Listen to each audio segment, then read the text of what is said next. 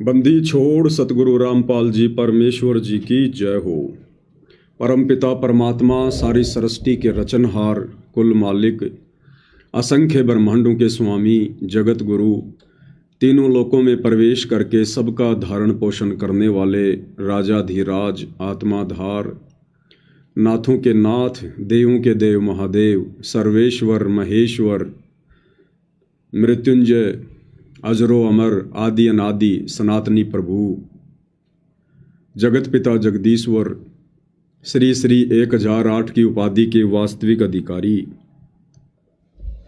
अकाल मूरत सौद स्वरूपी राम वासुदेव, सर्वगतम ब्रह्म, परम पूज्य, प्रथम पूज्य, परम संत, परम पुरुष, परम धनी, परम दयालु, सत्य कबीर, हक्का कबीर, अल्लाहु कबीर, अल्लाहु अकबर, बाखबर, अल्लाह ताला, जगत के तारणहार, जगत के मुक्तिदाता, जगत के जगन्नाथ, हारे के सहारे, हिंदुओं के राम, मुसलमानों के अल्लाह, सिखों के वाहिगुरु, ईसाइयों के मसीह, दया के सागर दयानिधि, करुणा के सागर करुणानिधि, स्वयंभू परिभू, संकट मोचन, कष्ट हरण, मंगल कारण, दुख भंजन, अविगत कबीर, निर्विकार निर्विषम परमात्मा, अलय अलेख सतगुरु, आदि अनादि सतगुरु,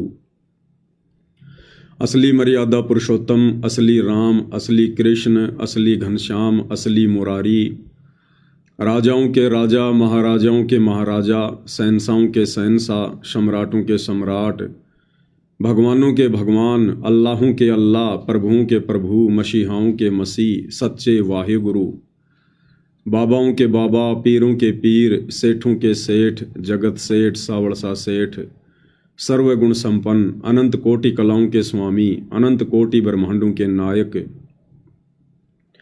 योगियों में महायोगी, ध्यानियों में महाध्यानी, सिद्धों में परम सिद्ध, ज्ञानियों में तत्वज्ञानी, ब्रह्म ज्ञानी, महाज्ञानी, परम ज्ञानी, सर्वश्रेष्ठ ज्ञानी, विज्ञानी, युवा कबीर, समर्थ कबीर, असमवात, अमित ओजा, सच्चे रहनुमा, करीम अल्लाह, सुभान अल्लाह, दुनिया के अंतिम पैगंबर, 8 सितंबर 1951 से गांव धनाना, जिला सोनीपत, हरियाणा, भारतवर्ष की पावन भूमि पे प्रकट रियल कल्कि भगवान श्री नारायण साकार हरि, श्री बाबा साहेब, नूर अनंत परमात्मा, सच्चे दरवेश, सच्चे बाखबर, संत श्रोमणी सतगुरु रामपाल जी परमेश्वर जी के चरण कमल में साध संगति से जुड़े हुए देश विदेश से आप और हम सभी सत्सेवक भाई बहनों का अनंत कोटि दंडवत प्रणाम।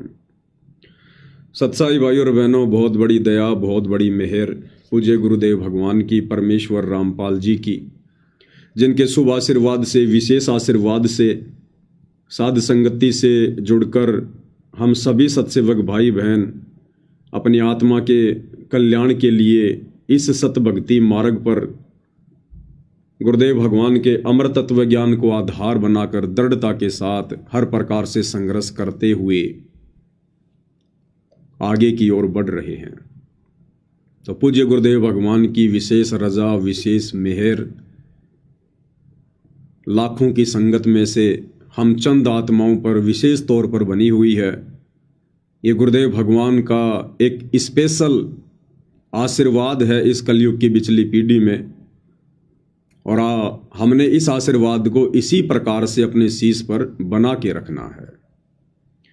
तो भाई और बहनों, इस कलयुग की बिचली पीढ़ी में परमेश्वर जिस प्रकार से हमें सोशल मीडिया देते हैं, फिर साध संगतियां शुरू करवाते हैं, ताकि सभी भगत भाई बहन अपने गुरुदेव के ज्ञान को आधार बनाकर भक्ति मार्ग पर सफलता प्राप्त कर सकें, काल की हर प्रकार की सूक्ष्म चाल से परिचित होकर अपनी भक्ति और मर्यादाओं को बचा सकें। तो ये सात संगतियां सिर्फ और सिर्फ चारों युगों में इस कलयुग की बिचली पीढ़ी में ही शुरू होती है, क्योंकि ये भक्ति युग है, मोक्ष का प्राइम टाइम है ये। और परमेश्वर ने ये सात संगतियां मात्र इसीलिए शुरू करवाई हैं भाई और बहनों, ताकि हम विचलित ना हों, हम डगमग ना हों। हालांकि सात संगतियां शुरू नहीं होनी चाहिए थी, क्योंकि गुरुदेव भगवान ने हमें जो अनमोल ज्ञान दे दिया है, दुनिया से न्यारा, दुनिया से प्यारा, और जिस सरल भाषा में जिस तरीके से गुरुदेव भगवान ने हमें समझा दिया है, उसके बाद हमें साध संगतियों की आवश्यकता नहीं पड़नी थी। लेकिन भाई और बहनों, गुरुदेव भगवान को पता है हम सभी दो कोटि के जीव हैं, हमारी तुच्छ बुद्धि है, विषय विकारों में काल ने हमें उलझा रखा है। हम गुरुदेव भगवान के उन संकेतों को, उन सत्संगों में कही गई गूढ़ बातों को इतनी आसानी से नहीं पकड़ पाएंगे, नहीं समझ पाएंगे, और खुलकर गुरुदेव भगवान कह नहीं पाएंगे, क्योंकि काल के साथ उनका एग्रीमेंट है कि आप जबरदस्ती मत करना। जो आपके ज्ञान को समझे आप उन्हीं को सतलोक लेकर जाना। तो गुरुदेव भगवान ने खुलकर अपने विषय में ज़्यादा कुछ बताया नहीं, संकेतों में कहकर या लिखकर पुस्तकों में छोड़ दिया। तो गुरुदेव भगवान को पता है कि हम सभी दो कोटि के जीव हैं और हमारी इतनी औकात नहीं है कि उस परमेश्वर के संकेतों को हम पकड़ सकें। ये चारों वेद भाई और बहनों, ये परमेश्वर का ज्ञान है। गीता जी का ज्ञान भी कबीर भगवान का ही ज्ञान है। ये सत्सेवक भाई बहनों को तो धीरे धीरे सब समझ में आ रहा है। तो सोचिए भाई और बहनों, ये संस्कृत के प्रकांड ज्ञाता विद्वान मनु जैसे, वेद व्यास जैसे, वशिष्ठ और विश्वामित्र जैसे, चुणक जैसे, कपिल ऋषि जैसे, ये लोग भाई और बहनों इन वेदों में लिखे गए परमेश्वर के संकेतों को नहीं समझ पाए, गीता जी में लिखे परमेश्वर के संकेतों को नहीं समझ पाए। तो भला भाई और बहनों, आप और हम दो कोटि के कलयुगी जीवों की फिर क्या औकात कि वेदों और गीता जी से भी ज्यादा गूढ़ रहस्य युक्त पूज्य गुरुदेव भगवान के इन सत्संगों में छुपे हुए संकेतों को हम समझ सकें। तो ये दया भी फिर परमात्मा ही करते हैं। परमेश्वर हमारा ज्ञान योग खोलते हैं, हमें सद्बुद्धि देते हैं, हमारी जर लग चुकी बुद्धि को परमेश्वर साफ करते हैं। और ये साध संगति के टुकड़े गुरुदेव भगवान हम भगत भाई बहनों की झोली में डाल देते हैं, जैसे कुत्ते को रोटी का टुकड़ा डाला जाता है। क्योंकि परमात्मा ने हमें सतलोक लेकर जाना है। वे तो सतलोक के राजा हैं, शहंशाह हैं, उनका तो एक पैर सतलोक में, दूसरा पृथ्वी लोक पर। वो तो 1 सेकंड में आते हैं, 1 सेकंड में जाते हैं, वो किसी के बंधन में नहीं है, वो तो बेपरवाह अबंध परमात्मा है। लेकिन हमारी भक्ति ज्यादा से ज्यादा कैसे बने, कैसे भक्ति धन जमा हो, इसके लिए परमेश्वर भक्ति के साथ साथ ये साध संगति रूपी एक छोटा सा रोटी का टुकड़ा भी हमें डाल देते हैं, ताकि इस साध संगति के बहाने हम गुरुदेव भगवान की महिमा करके, उनकी सेवा करके, और सभी भगत भाई बहन मिलजुल के ज्ञान आधार से चर्चा करके और बुराइयों से दूर हो सकें, काल की सूक्ष्म चाल से परिचित हो सकें और अपनी भक्ति को मर्यादाओं में रह के कर सकें। इसलिए परमेश्वर इस कलयुग की बिचली पीढ़ी में ये साध संगतियां उपलब्ध करवाते हैं। अन्यथा भाइयों और बहनों, सतयुग, त्रेता, द्वापर और कलयुग का प्रथम चरण परमेश्वर ने कभी भी इस प्रकार से साध संगतियां अपनी संगत में शुरू नहीं करवाई। वो बेचारे साध संगति कहाँ से करते, उनको तो ज्ञान भी अच्छे से समझ में नहीं आया। उनको तो सत्संग भी साल 6 महीने में कभी कभार जब परमात्मा उस क्षेत्र में जाया करते थे तब उनको सुनने को मिला करते थे। तो बेचारे वो कहाँ से साध संगति कर लेते। तो ये दया परमेश्वर ने आज बख्शी है, क्योंकि आज ये मोक्ष का बिल्कुल पीक टाइम आ चुका है, सीजन आ चुका है, और कोई कमी परमेश्वर अपनी तरफ से नहीं छोड़ेंगे। इसलिए परमेश्वर ने आप और हम दो कोटि के जीवों के ऊपर ये दया बख्शी है, हल्का सा ज्ञान योग खोला है। परमेश्वर हमें सत्य प्रेरणा करते हैं, जिस आधार से हम भक्ति मार्ग पर 2 कदम आगे बढ़ रहे हैं। अब परमेश्वर की तो प्रोसीजर ये है भाई और बहनों, जो आपने अभी तक सुन ली, ज्ञान आधार। और काल की क्या प्रोसीजर है? काल जमा करेगा भीड़, अज्ञानी, लूले, लंगड़े, बहरे, ज्ञानहीन काल इस प्रकार के लोगों को परमेश्वर रामपाल जी के सत भक्ति मार्ग में ज़्यादा से ज़्यादा एंट्री दिलवाने का प्रयास करेगा, ताकि 650 साल पहले की तरह एक मूर्खों का टोल खड़ा हो जाए, जिनकी ना कोई मर्यादा हो, ना जिनका कोई ढंग का आचरण हो, गधे और घोड़े सब मिक्स हो जाएं। तो काल ये कोशिश करेगा, क्योंकि वर्तमान समय में काल पूरी ताकत लगा रहा है, सामने वो प्रकट हो नहीं सकता, उसकी मजबूरी है अपने वास्तविक रूप में। इसके लिए उसने बहुत समय पहले से ही सतगुरु रामपाल जी के इर्द गिर्द उनके परिवार के रूप में, उनके रिश्तेदारों के रूप में, बड़े बड़े परम भक्तों के रूप में, पुराने भक्तों के रूप में अपने एजेंट, अपने दूत पहले ही संगत में भेज दिए हैं। जिस प्रकार 650 साल पहले परमात्मा ने जब कमाल को जीवित किया, उसको अपने बेटे की तरह अपने पास में रखा, उसको शिक्षा दी, दीक्षा दी, उसको प्यार दिया, उसको भगत बनाना चाहा, लेकिन अंत में वो परमात्मा का विरोधी बन गया। परमेश्वर की आत्माओं को तोड़ने का उसने कार्य किया। आज गुरुदेव भगवान कह रहे हैं कि वो गुरुद्रोही हो गया था, गुरुद्रोही। तो 650 साल पहले भी काल ने कमाल के रूप में अपना दूत कबीर परमात्मा की झोपड़ी में भेज दिया, उनके पास में भेज दिया।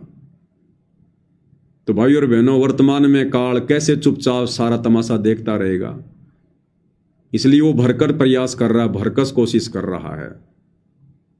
और ऐसे ही काल प्रेरित लोगों के मनमाने आचरण के कारण, उनकी नासमझी के कारण ये बरवाला कांड जैसी घटना घटित हुई। और उन्हीं लोगों के कारण 2014 बरवाला कांड के बाद से वर्तमान 2025 तक लगभग 90% संगत मर्यादाओं से दूर हो चुकी है। तो काल भाई और बहनों इस प्रकार से ज्ञान में अज्ञान फैलाता है, पाखंड फैलाता है, परमेश्वर के मार्ग को धूमिल करने का प्रयास करता है, और कर भी रहा है। आपको एक छोटा सा वीडियो दिखाते हैं कि किस प्रकार का जन समूह काल प्रेरणा से सतलोक आश्रम मैनेजमेंट हरियाणा वाले इन आश्रमों से जोड़ रहे हैं। इन दिनों इन लोगों ने एक मुहिम चला रखी है, अन्नपूर्णा मुहिम। उस अन्नपूर्णा मुहिम के तहत ये लोग अपना समय और अनमोल श्वासें बर्बाद करते हुए और संगत की करवाते हुए ये लोग दिन रात समाज की सेवा में लगे हुए हैं। भाई और बहनों, समाज की सेवा करना कोई गलत बात नहीं है। सेवा करनी चाहिए, मदद करनी चाहिए, सहयोग करना चाहिए, क्योंकि हम इंसान हैं। परमेश्वर ने हमें एक दूसरे का सहयोगी बनाया है, हमें बुद्धि दी है, अच्छी बात है।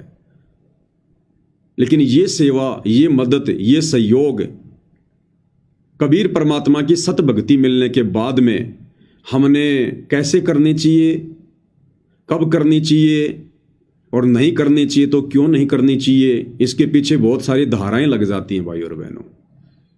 फिर बहुत सारे नियम लागू हो जाते हैं। हम आम समाज के आम लोगों की तरह नहीं होते। फिर सतगुरु से उपदेश लेने के बाद मोक्ष मार्ग में हमारे प्रत्येक कार्य के ऊपर एक नियम लागू होता है, एक शर्त लागू होती है। जिस प्रकार आम व्यक्ति यदि किसी जानवर की हेल्प करता है, मदद करता है, मान लीजिए किसी कुत्ते के सर में कीड़े पड़े हुए हैं, वो बेचारा दुखी है, परेशान है, चिल्लाता है, ना टाइम पर खाना खा पाता है।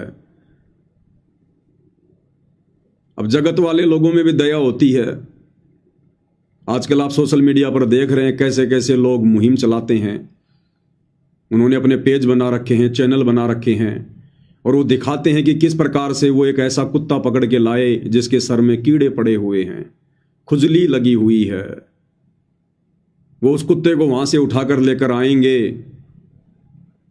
अपने घर पर लाएंगे, वहां पर उसका ट्रीटमेंट करेंगे, उसको नहलाएंगे, इंजेक्शन लगाएंगे, दवाई वगैरह छिड़केंगे, और महीने 20 दिन में जब वो कुत्ता स्वस्थ हो जाता है उसके बाद फिर उसको वापस छोड़ देंगे।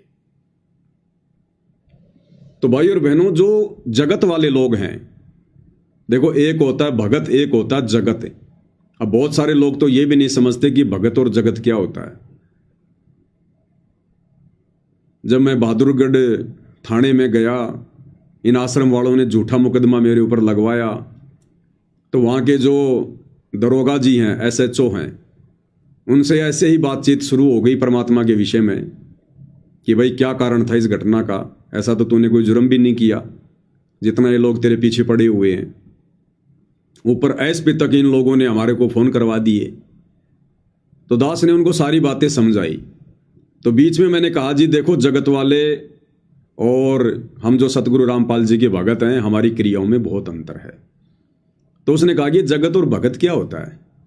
तो दास ने उसको बताया जी भगत वो है जो शास्त्रों के अनुसार सत भक्ति, सच्चा गुरु बनाकर जो प्राप्त कर लेता है, तो वो है भगत। यानी फिर उसकी जो क्रिया है वो आम व्यक्तियों से भिन्न होती हैं, आध्यात्मिक क्रियाएं। और जगत वो है जिनको अभी भक्ति का पता ही नहीं है। भक्ति तो कर रहे हैं वो, लेकिन वो शास्त्रों के विरुद्ध भक्ति कर रहे हैं। तो फिर उसको पूरा डिफाइन किया, उसको बताया कि इस प्रकार से ये डिफरेंट होता है जगत में और भगत में। तो ये जगत वाले लोग भाई और बहनों जिस प्रकार से जानवरों की मदद करते हैं, अन्य किसी की मदद करते हैं, अब उस व्यक्ति ने जिस कुत्ते की मदद की, उसको स्वस्थ किया, वो जगत के हिसाब से बहुत नेक कार्य है, बहुत अच्छा कार्य है। और जब कभी उस व्यक्ति की मृत्यु होगी तो अगले किसी जन्म में, क्योंकि सतभक्ति उसके पास है नहीं, और जब किसी जन्म में वो 84 लाख योनियों में जाएगा और किसी मनुष्य जन्म में किए गए शास्त्र विरुद्ध कर्मों के कारण जब उसको किसी जानवर की योनि मिलेगी, गधे की या कुत्ते की या सूअर की, और जब उसके ऊपर भी ऐसी कोई आपत्ति आएगी, कोई जख्म होगा, कोई कीड़े पड़ेंगे, उसकी कोई कमर टूटेगी, कोई जो है उसकी वो टांग टूटेगी, तो उस समय परमात्मा उसकी भी मदद अवश्य किसी न किसी आत्मा को निमित्त बनाकर जरूर करवा देगा, क्योंकि उसने भी मनुष्य जन्म में जानवरों की मदद की थी तकलीफों में। तो वो उनका अदला बदला पूरा। ये जगत का सिस्टम है, ये इसी प्रकार से चलता रहता है। एक लेवा एक देवा दूतम, कोई किसी का पिता निपुत्तम, ऋण संबंध जुड़े सब नाता, अंत समय सब 12 बाटा। लेकिन भाई और बहनों, यही कार्य यदि कोई भगत करे, परमेश्वर रामपाल जी से उपदेश लेकर करे, तो भाई और बहनों हमारे लिए ये उल्टा सिस्टम फिट हो जाएगा। उल्टा सिस्टम, क्योंकि हमारे ऊपर मर्यादा और नियम लागू हैं। अब हम PhD कर रहे हैं, हम जगत वाले नहीं हैं, हम भगत हैं। हमें परमात्मा ने कर्म और धर्म की जानकारी बता दी कि किस प्रकार से ये जीव काल के षड्यंत्र में फंसा हुआ है, कर्मों के बंधन में बंधा हुआ है। और यदि हमने किसी के कर्मों में फेर बदल करने की कुचेष्टा की, तो हम केवल अपनी भक्ति को गंवाएंगे, केवल अपनी भक्ति को। जिस प्रकार राजा जनक ने उन 12 करोड़ आत्माओं की चीख सुनकर, उनके दर्द को सुनकर, और उसने वहीं पर विमान रुकवा दिया। कहानी का आप सबको पता है। फिर धर्मराय आया, उसने कहा कि आप चलिए, आपके लिए स्वर्ग में स्थान है। ये लोग तो अपना कर्म भोग रहे हैं जो नरक में सड़ रहे हैं। तो राजा जनक ने कहा कि नहीं, आप इनको बाहर निकालो। बोला ऐसे नहीं निकालेंगे, आप अपने पुण्य संकल्प कर दो। तो राजा जनक ने भावनाओं में बहकर अपने आधे जो है वो पुण्य संकल्प कर दिए। धर्मराय ने तुरंत सबको वहां से निकाल दिया। इनका तो ऑटोमेटिक सिस्टम है, ऑटोमेटिक। और फिर क्या बताया गुरुदेव ने कि राजा जनक को काल ने ठग लिया, उसके आधे पुण्य नष्ट करवा दिए, और उन आत्माओं को अपना कर्म फिर भी भोगना पड़ेगा। जब तक राजा जनक के पुण्य उन 12 करोड़ आत्माओं के हिस्से में गए जो उस समय नरक भोग रही थी, उसी अनुपात में कोई 1 साल स्वर्ग में रहेगा, कोई 2 साल, कोई 10 साल। और जैसे राजा जनक के द्वारा संकल्प किए गए पुण्य समाप्त होंगे, उन आत्माओं को दिए गए, उसके बाद तुरंत उन 12 करोड़ आत्माओं को फिर से नरक में डाला जाएगा, क्योंकि उनको तो अपना कर्म भोगना ही पड़ेगा। लेकिन काल ने राजा जनक को ठग लिया। तो ठीक इसी प्रकार भाई और बहनों, हम भी भगत हैं और भगत के ऊपर नियम लागू है स्पेशल। यदि हमने भी इस प्रकार से व्यर्थ की भावनाओं में बहकर अगर किसी जानवर के सर में कीड़े पड़ रहे हैं, किसी की टांग टूटी हुई है, और हमने व्यर्थ की दया दिखाकर यदि उसको अपने घर पर लाकर या जैसे भी हमने उसका ट्रीटमेंट करना शुरू कर दिया, तो भाई और बहनों ये काल क्या करेगा पता है? ये काल क्या करेगा? क्योंकि वो कुत्ता, वो गधा, वो सूअर अपना कर्म भोग रहा है और हमने व्यर्थ की दया दिखाकर उसके कर्मों में हस्तक्षेप कर दिया। हमने परमात्मा के विधान को तोड़ दिया, हमने बीच में जानबूझ के टांग अड़ा दी। अब काल क्या करेगा? हमारे द्वारा, क्योंकि हमने भावनाओं में बहकर उस कुत्ते की दवा लगाई, इंजेक्शन लगाया, उसके कीड़े साफ किए, उसको स्वस्थ कर दिया। अब वो कुत्ता तो दौड़ जाएगा, वो तो ठीक हो गया, तुमने छोड़ दिया उसको। 4 दिन बाद में कहीं गाड़ी की टक्कर लगेगी, फिर से टांग टूटेगी, एक्सीडेंट होगा, या अगले जन्म में अपना वो कर्म फिर से भोगेगा जो बच गया हमारी उस मदद के कारण। अब काल उस कुत्ते को स्वस्थ कर देगा उस कर्म से, जो कर्म वो भोग रहा था अपना, इस जन्म में उसको फारिग कर देगा उस कर्म से। हमारे पुण्यों के आधार से हमारी भक्ति जाएगी। हम जो भक्ति कर रहे हैं ना, हमारी भक्ति माइनस होगी, क्योंकि हमने व्यर्थ की दया दिखाई है, फालतू की दया। अपना कर्म भोग रहे उस जीव के उस कर्म में हमने जानबूझ के हस्तक्षेप किया है, जानबूझ के। इसलिए परमात्मा कहते हैं कि भक्ति मार्ग में जो भी कर्म करो अपने गुरु की आज्ञा लेकर करो, और गुरु से आज्ञा लेने की आवश्यकता नहीं है। गुरु ने ऑलरेडी आज्ञा दे रखी है, नियम बता रखे हैं, मर्यादा बता रखी है कि भगत ने क्या कर्म जो है करने चाहिए, क्या कर्म नहीं करने चाहिए। भैया ये तो नरक लोक है, पृथ्वी लोक है, 21 ब्रह्मांड काल का लोक है, यहां सब अपने कर्म भोग रहे हैं। ये तो सजा का केंद्र है, ये तो सजा का केंद्र है।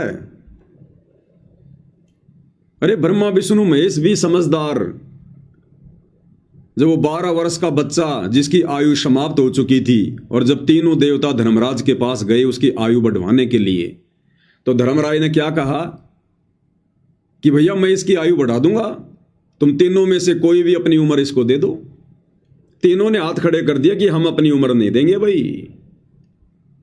तो इसी प्रकार भाई और बहनों, हमने ये व्यर्थ की दया नहीं दिखानी है। अब सवाल उठेगा, भाई क्या हमारे घर में जो जानवर हैं, गाय है, भैंस है, कुत्ते हैं, बिल्ली हैं, या बैल है, ऊंट है,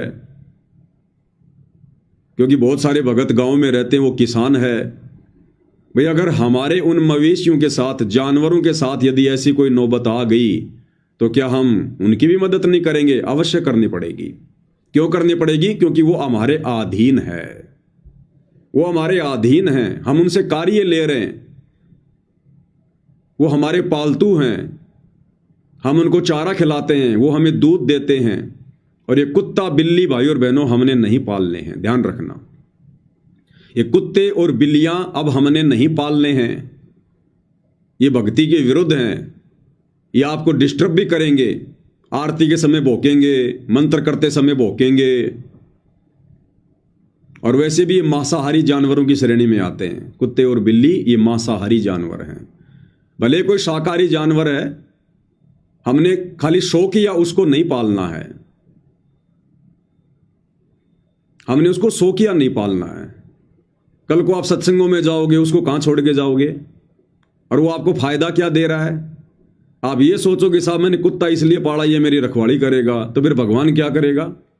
अरे आप जो भक्ति कर रहे हो, फिर भगवान क्या करेगा? गुरु जी कह रहे हैं कि परमात्मा रखवाली करेगा भक्तों की, जो भक्ति करेगा, मर्यादा में रहेगा। कुत्ते रखवाली करेंगे क्या हमारी? जब हम ये सतभक्ति करेंगे तो गुरुदेव भगवान कहते हैं कि ब्रह्मा विष्णु महेश भी तुम्हारे सिक्योरिटी गार्ड बन के रहेंगे।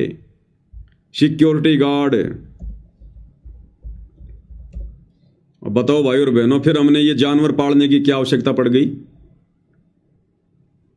फिर हमने जानवर पालने की क्या आवश्यकता पड़ गई? जब कबीर भगवान सतगुरु रामपाल जी के बच्चों की सेवा में जो मर्यादा में रहकर भक्ति करेंगे, परमात्मा देवी देवताओं की ड्यूटी लगाते हैं, देवी देवताओं की, कि कोई भी काल की जो नकारात्मक शक्तियां हैं, कोई भूत है, प्रेत है, बेताल है, ये भक्तों को दुखी ना कर दें, परेशान ना कर दें।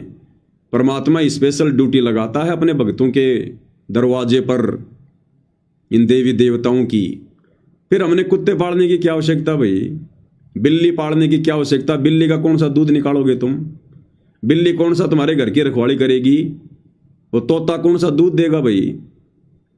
तो ये शौकियां हैं, और हमने अब ये शौक अपने पूरे नहीं करने, हम अपने शौक शतलोक में पूरे करेंगे सारे। तो भक्तों ने कुत्ते बिल्ली या ये जो पक्षी वगैरह होते हैं ये बिल्कुल भी नहीं पालने चाहिए भाई और बहनों। जिन्होंने पाल रखे हैं अब छोड़ते समय बड़ा दर्द होगा, क्योंकि उनमें मोह ममता जागृत हो गई, अपनत्व जागृत हो गया। तो यदि किसी ने पाल रखा है तो हमने ऐसे उसको छोड़ना भी नहीं है, वरना उसका भी फिर हमें पाप लगेगा, क्योंकि वो बेचारा आपके अधीन हो चुका है। आप उस कुत्ते को छोड़ दोगे, गांव के कुत्ते उसको शाम पहले फाड़ देंगे। तो जो आफत मोल ले ली है, अब परमात्मा से प्रार्थना करो कि परमेश्वर आगे से हम ऐसा कोई भी कार्य नहीं करेंगे जो भक्ति में बाधक हो। और ये जो आत्मा परमेश्वर जो घर में आ चुकी है, ये परमेश्वर इसके लिए हम माफ़ी चाहते हैं। और जब इसका समय पूरा हो जाएगा परमेश्वर, हम इसको जैसे भी है, मतलब जब उसकी मृत्यु हो जाएगी तब उसको हम बाहर फेंक देंगे। और आगे से परमेश्वर हम ऐसी किसी भी गलती का आपको मौका नहीं देंगे। और जो हमारे खुद के जो जानवर हैं, जो घरेलू जानवर है, गाय है, भैंस है, ऊंट हैं, बैल हैं, जिनसे हम कार्य लेते हैं, दूध निकालते हैं, तो उनको यदि कोई प्रॉब्लम हो जाती है तो भाई और बहनों हमने उनका डॉक्टर से भी इलाज करवाना है। और यदि घर पर रहकर हम उनका इलाज कर सकते हैं तो हमने उनका जो है वो करना चाहिए, क्योंकि वो हमारे अधीन है, अधीन है वो हमारे। बाकी ये फालतू की दया धर्म हमने नहीं दिखानी है जगत वालों की तरह। तो इन चीज़ों का हमने विशेष तौर पर ध्यान रखना है। तो ठीक इसी प्रकार भाई और बहनों वर्तमान में इन सतलोक आश्रम वालों ने ज्ञान आधार से हटकर काल प्रेरणा से, क्योंकि काल तो कर्म फुड़वाएगा, और इन्होंने जो ये अन्नपूर्णा मुहिम चला रखी है ना, गरीबों के मकान बनाना, गरीबों के घरों में राशन डालना, ये मुहिम भी भाई और बहनों भक्ति विनाशक है, भक्ति विनाशक है। अब ये ज्यादातर उन लोगों के मकान बना रहे हैं, उन लोगों के घरों में राशन दे रहे हैं जो लोग भक्ति से दूर हैं, अनुपदेशी हैं। अब भाई और बहनों उस कुत्ते की तरह वो व्यक्ति भी जो गरीब है, निर्धन है, जिसके पास मकान नहीं है या मकान है तो टूटा फूटा है, अरे वो भी तो अपने कर्म भोग रहे हैं, वो भी तो अपने अपने किसी पिछले उस कर्म का भोग रहे हैं। और यदि हम जबरदस्ती हस्तक्षेप करेंगे, उसके उन कर्मों में रोड़ा अटकाएंगे जो कर्म काल ने लगा रखे हैं, और यदि हम रोड़ा अटकाएंगे तो काल तो सीधा सीधा कहेगा भगवान से कि देख लो जी, आपका और मेरा एग्रीमेंट था कि जबरदस्ती ना करना, और ये आपके भगत देख लो ये क्या कर रहे हैं, मेरे द्वारा लगाए गए जो कर्म हैं इन जीवों के ऊपर, ये देखो आपके भगत क्या कर रहे हैं, मेरे विधान में हस्तक्षेप क्यों कर रहे हैं भगवान, आपका और मेरा तो एग्रीमेंट हुआ है, क्या आपने अपने भक्तों को शिक्षा नहीं दी क्या? तो गुरुदेव कहेंगे भाई शिक्षा तो मैंने दी थी राजा जनक का उदाहरण देकर कि हमने फालतू का दया धर्म भी नहीं दिखाना जो भक्ति में विनाशक हो, बाधक हो। तो परमात्मा क्या कहेगा उस समय काल को? तो ये जो व्यर्थ में लोगों के कर्मों में हस्तक्षेप कर रहे हैं, जिन लोगों के पास आज रहने को मकान नहीं है या टूटी फूटी झोपड़ी है, समय पर खाने को अन्न नहीं है, क्यों नहीं है भाई? बाकी लोग क्यों खा रहे हैं समय पर? हम भक्तों को क्यों मिल रहा है समय पर और उनको क्यों नहीं मिल रहा? वो भी तो इंसान है। उन्होंने किसी जन्म में लोगों के मुंह से निवाला छीना था, वो लोगों को दुखी किया करते थे, परेशान किया करते थे, बेवजह लोगों के साथ मारपीट किया करते थे, लोगों का मर्डर किया करते थे। तो आज वो निर्धन लोग जो निर्धन दिखाई दे रहे हैं हमें, वो अपने उन पिछले उन कर्मों का भोग रहे हैं। तो हम भगत कौन होते? तो भाई और बहनों हम कौन होते हैं? हस्तक्षेप करने वाले उन लोगों के पूर्व जन्म के उन कर्मों में, जिन कर्मों का भोग वर्तमान में वो भोग रहे हैं। हस्तक्षेप वो करे जो सतगुरु रामपाल जी का भगत नहीं है, जो काल के विधान के अंतर्गत शास्त्र विरुद्ध साधना कर रहा है। जैसे बहुत सारे समाज सेवी लोग हैं, बहुत सारे लोगों ने ये चैरिटियां खोल रखी हैं, वो दान करते हैं, कंबल बांटते हैं, लोगों को साइकिल देते हैं, रिक्शा देते हैं। तो ये उन लोगों का काम है। अरे हमें तो मोक्ष प्राप्त करना है, हमने तो बहुत सोच समझ के काल के विधान से बच के आगे चलना है। तो ये वर्तमान में अन्नपूर्णा मुहिम जो शुरू कर रखी है, ये परमेश्वर रामपाल जी की मुहिम नहीं है, ये उनके ज्ञान आधार से कहीं भी उचित नहीं है। ये जबरदस्ती लोगों को जा जाके जो राहत दे रहे हैं और सोच रहे हैं कि हमारे को पुण्य मिलेगा, पुण्य मिलेगा। और इन शतलोक आश्रमों में भी ये लोग फिर वीडियो बना बना के बैकग्राउंड में फिल्मी गाने लगा लगा के, तुम 1 रुपया दोगे वो लाख रुपया देगा। भक्तों को भी ये प्रेरित कर रहे हैं, वीडियो बना बना के भक्तों को भी प्रेरित कर रहे हैं कि भक्तों देखो हम कैसे अन्नपूर्णा मुहिम के तहत लोगों की मदद कर रहे हैं, लाखों के मकान बना रहे हैं, हजारों का राशन दे रहे हैं, और फिल्मी गाने चलाते तुम 1 रुपया दोगे वो लाख रुपया देगा। मदद करो गरीबों की। संगत को भी लपेटे में ले रहे हैं ये लोग इस अन्नपूर्णा मुहिम के तहत। भाई और बहनों, ये भक्ति मार्ग है, इसलिए गुरुदेव कहते हैं काल कसाई तक तक मारे पग पग पे यो बाणा। ये ऐसी सूक्ष्म चाल चलता है, भगत समझ ही नहीं पाता। भगत सोचता हम तो उनकी भलाई कर रहे हैं। भैया ये काल का लोक है, यहां कहां भलाई करनी है। हम पहले अपनी भलाई तो करवा लें, भक्ति करके यहां से बाहर निकल जाएं, उसी में हमारी भलाई है। सबसे बड़ी भलाई ये है कि हम अपना आत्म कल्याण करवा लें। खुद तो मर्यादा में हो नहीं, दूसरों की भलाई का ठेका ले रहे हो। तो भाई और बहनों, हमने इस प्रकार की व्यर्थ की किसी की मदद, किसी का सहयोग नहीं करना है। या सब अपने कर्मों को भोग रहे हैं और हमने यदि बीच में टांग अड़ा दी तो ये काल फिर हमारी भक्ति नष्ट करवाएगा। हमारे पुण्यों से, हमारी भक्ति कमाई से उस आत्मा के खाते में बैलेंस डाला जाएगा और राजा जनक की तरह फिर हम पुण्यहीन होंगे, भक्तिहीन होंगे। इसलिए गुरुदेव भगवान कहते हैं कि भगत ने व्यर्थ की दया धर्म भी नहीं दिखानी है जो भक्ति बाधक है। इसलिए परमात्मा ने ये सत्संगतियां शुरू करवाई है। भाई और बहनों, इस 2 कोड़ी के कुत्ते को परमात्मा प्रेरणा करते हैं। निदास के आसपास भी नहीं होती ये बातें, आसपास भी, ताकि हम बचें, अपनी मर्यादाओं को सुरक्षित रख सकें, भक्ति को सुरक्षित रख सकें। और उसके बाद क्या है फिर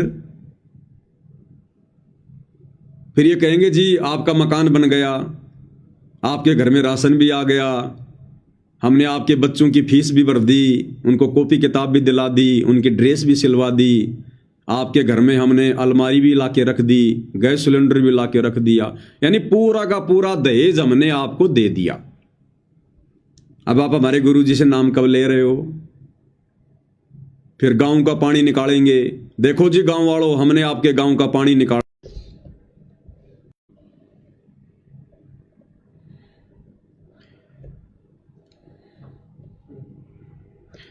थोड़ा बीच बीच में नेट वगैरह डिस्कनेक्ट हो जाता है भाई और बहनों। फिर ये जो गांव का पानी निकाल रहे हैं बाढ़ का, कहीं पर 50 लाख की मदद कर रहे हैं मोटर और पाइप देकर, कहीं 30 लाख की, कहीं 15 लाख की। फिर उस गांव का पानी निकलने के बाद में गांव वालों से कहेंगे जी आप कब नाम ले रहे हो हमारे गुरुजी से?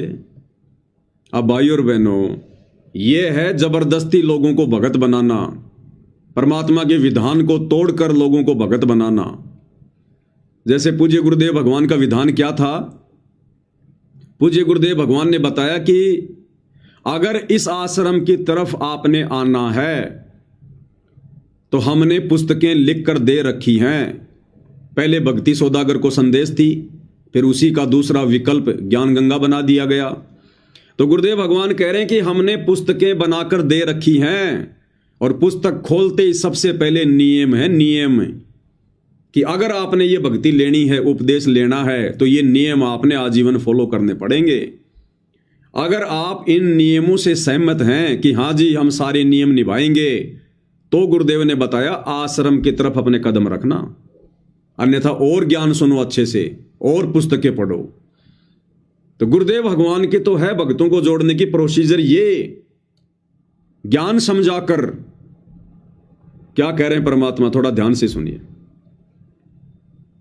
कहते नकबे सर नकबा बनी पैर थी हार हमेल, 1-1 लाख के गहने पैरा करती, आज वो सुंदरी से कुतिया बनी देख साहिब के खेल। तो पुण्यात्मा ये इन बातों से डर लगना चाहिए। इन बातों से डर लगने लगेगा, मालिक में रुचि बनेगी और भजन करने को दिल करेगा। और ये लोग दिखावा जो ड्रामा है, नाचा कूदी, ये बकवाद मन में आवे को नहीं, ये कहने की आवश्यकता नहीं पड़ा। दास ने कैसा मत करियो, हाँ कहना तो पड़ता है एक बार बालक को, कुछ दिनों के बाद फिर आपकी रुचि ना बढ़े। इतना तो इस दास को विश्वास हो गया है कि परमात्मा के बच्चे भगवान को पहचानने लग गए, क्योंकि अब शिक्षित समाज है। आपको नाम दिया जाता है, नाम देने से पहले सब नियमों से परिचित कराया जाता है। और हमने ये पुस्तक बनाई है भक्ति सौदागर को संदेश, इसके प्रथम अध्याय में ही हमने नियमों का पूरा विस्तार से विवरण दिया है कि कोई भी पुण्यात्मा इस आश्रम की तरफ आएगा तो पहले तैयार होकर आवे। पहले क्या होता था कि भक्तजन समझाते थे नाम ले लो तुम्हारा कल्याण हो जाएगा, बड़े सुख होते हैं, यहाँ आ जाते थे उपदेश लेने। और यहाँ आकर के हम फिर उनको लिस्ट दिखाते थे, ये नियम निभाने हैं, तो बात जाते थे ना हमारा तो ये नियम नहीं नंबर, क्योंकि वो उल्टे रंग में रंगे हुए वो सारे। तो अब उनको पहले ये लिख कर दे दिए कि तुम तैयार होकर आ जाना, तुम्हारा मन मानने तो आना, क्योंकि कल्याण होगा इस मर्यादा में रहने से। तो अब ये दास देख रहा है कि अब कितना डर लगता है बहन बेटी भाइयों को, बच्चों को। तो गुरुदेव भगवान ने तो ये प्रोसीजर बताई भगत बनाने की, लोगों को सतगुरु से जोड़ने की। और सतलोक आश्रम मैनेजमेंट हरियाणा वाले, इनकी क्या प्रोसीजर है भाई और बहनों? जबरदस्ती लोगों के उन कर्मों में हस्तक्षेप करके और आश्रमों में भीड़ इकट्ठा करने की। अब इस प्रकार के लोग जो इनके एहसानों के नीचे आ जाते हैं। अब आपने जिसका 10 लाख का मकान बना दिया, जिसके घर में आपने 5,000 का राशन डाल दिया, और उसको कहोगे जी हमारे गुरु जी से नाम लोगे, तो वो मना करेगा आपको। वो ये कहेगा हाँ जी जरूर नाम लेंगे, जरूर नाम लेंगे हम, लेगा वो। लेकिन क्या उसने ज्ञान समझा? और ऐसे लोग फिर उपदेश लेकर फिर क्या करेंगे? कितने दिन रुकेंगे? वो आएगा अकेला, और जब जाएगा तो 4 को साथ में लेके जाएगा, और सारी बकवाद करेगा। वो उपदेश भी ले लेगा और फिर बकवाद भी सारी करेगा और लोगों को बिगाड़ेगा। लोग कहेंगे भाई देखो ना संत रामपाल जी के भगत तो गहने भी पहनते हैं, चूड़ियां भी पहनती है माता बहनें, हार श्रृंगार भी करती हैं, टिक्की बिंदी भी लगाती हैं। तो सब फिर वैसा ही करने लग जाएंगे देखा देखी में। एक छोटा सा वीडियो दास आपको दिखाना चाहेगा। इन्होंने हरियाणा के गांव का बाढ़ का पानी निकाला, और बाढ़ का पानी निकालने के बाद में उस गांव का कोई एक युवक है, वो वीडियो बना बना के डाल रहा है फेसबुक पर, उसका कोई पेज है, वो वीडियो बना बना के डाल रहा है। और क्या कह रहा है कि भाई हमारे लिए तो संत रामपाल जी महाराज भगवान बन के आए हैं, भगवान बन के। हमारी मदद किसी ने नहीं की, ना मंदिर वालों ने, ना दूसरे बाबाओं ने। संत रामपाल जी ने हमारी मुसीबत में मदद की, हमारे खेत का पानी निकाला, हमारी फसल को बचाया। भाई हमारे लिए तो भगवान आ रहे हैं, भगवान। और लास्ट में जब